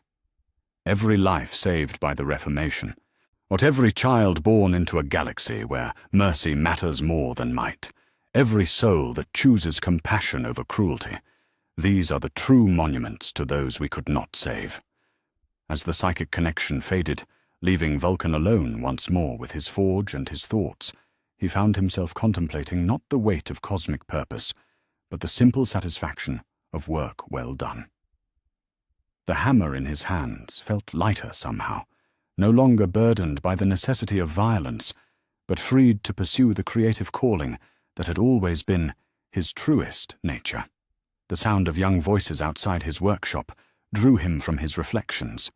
Through the reinforced windows that looked out upon Nocturne's ash plains, that he could see a group of children from the nearby settlement gathered around one of his apprentices, a former Imperial Guard sergeant who had learned that teaching metallurgy brought him more joy than commanding troops ever had. The children listened with rapt attention as the man explained the properties of different alloys, their eyes bright with the curiosity that the old Imperium had spent millennia trying to crush. "Master Vulkan," called one of the children as she noticed him watching from the window, her voice carrying the fearless enthusiasm of youth. "Will you teach us to make something beautiful today? Something that helps instead of hurts?" The request brought a smile to Vulkan's lips as he set down his hammer and moved toward the workshop's entrance. Here was the true victory of the Promethean Reformation, not the military triumphs or political transformations, but the simple fact that children could grow up believing that their purpose was to create rather than destroy, to heal rather than harm, to build bridges between souls rather than walls between cultures. "Of course, young ones," he said, as he opened the workshop doors to welcome them inside, his voice carrying the warmth of a teacher who had finally found his proper students. "Today, we will forge something that has never existed before, a tool for making gardens bloom in the darkest soil. But first, you must understand the most important lesson of the forge. The metal remembers every blow, every flame, every moment of shaping. What we create must be worthy of the effort we put into making it." As the children gathered around his anvil, their faces lit by the forge fires that had burned since the earliest days of human civilization, Vulkan began to teach them not just the techniques of metalworking, but the philosophy that should guide all creation. Each hammer blow was a choice between destruction and construction. Each shaped piece of metal was a promise to future generations that beauty and utility could coexist. Each completed work was a small victory against the darkness that had once consumed the galaxy. Outside the workshop, the twin suns of the Nocturne system cast their light across a world that had learned to value life over death, growth over stagnation, hope over despair. In the distance, or the communication arrays that connected this small planet to the broader galaxy carried messages of joy and discovery from worlds that had rediscovered what it meant to be human. The eternal flame burned bright in the hearts of trillions, a fire that no darkness could extinguish, because it was fed not by hatred or fear, but by the simple recognition that every soul possessed infinite worth. Vulkan had lit that flame through his rebellion, but it would be carried forward by generations yet unborn, each one adding their own fuel to its light. The hammer fell upon the anvil with the rhythm of eternity itself, shaping not just metal, but the very future of human civilization. And in that workshop, on a volcanic world at the galaxy's edge, surrounded by children whose dreams reached toward stars unclouded by the smoke of war, or the Guardian Primarch found the peace that had eluded him for 10,000 years. The dream endured, the flame burned eternal, and humanity, at last, remembered what it meant to hope.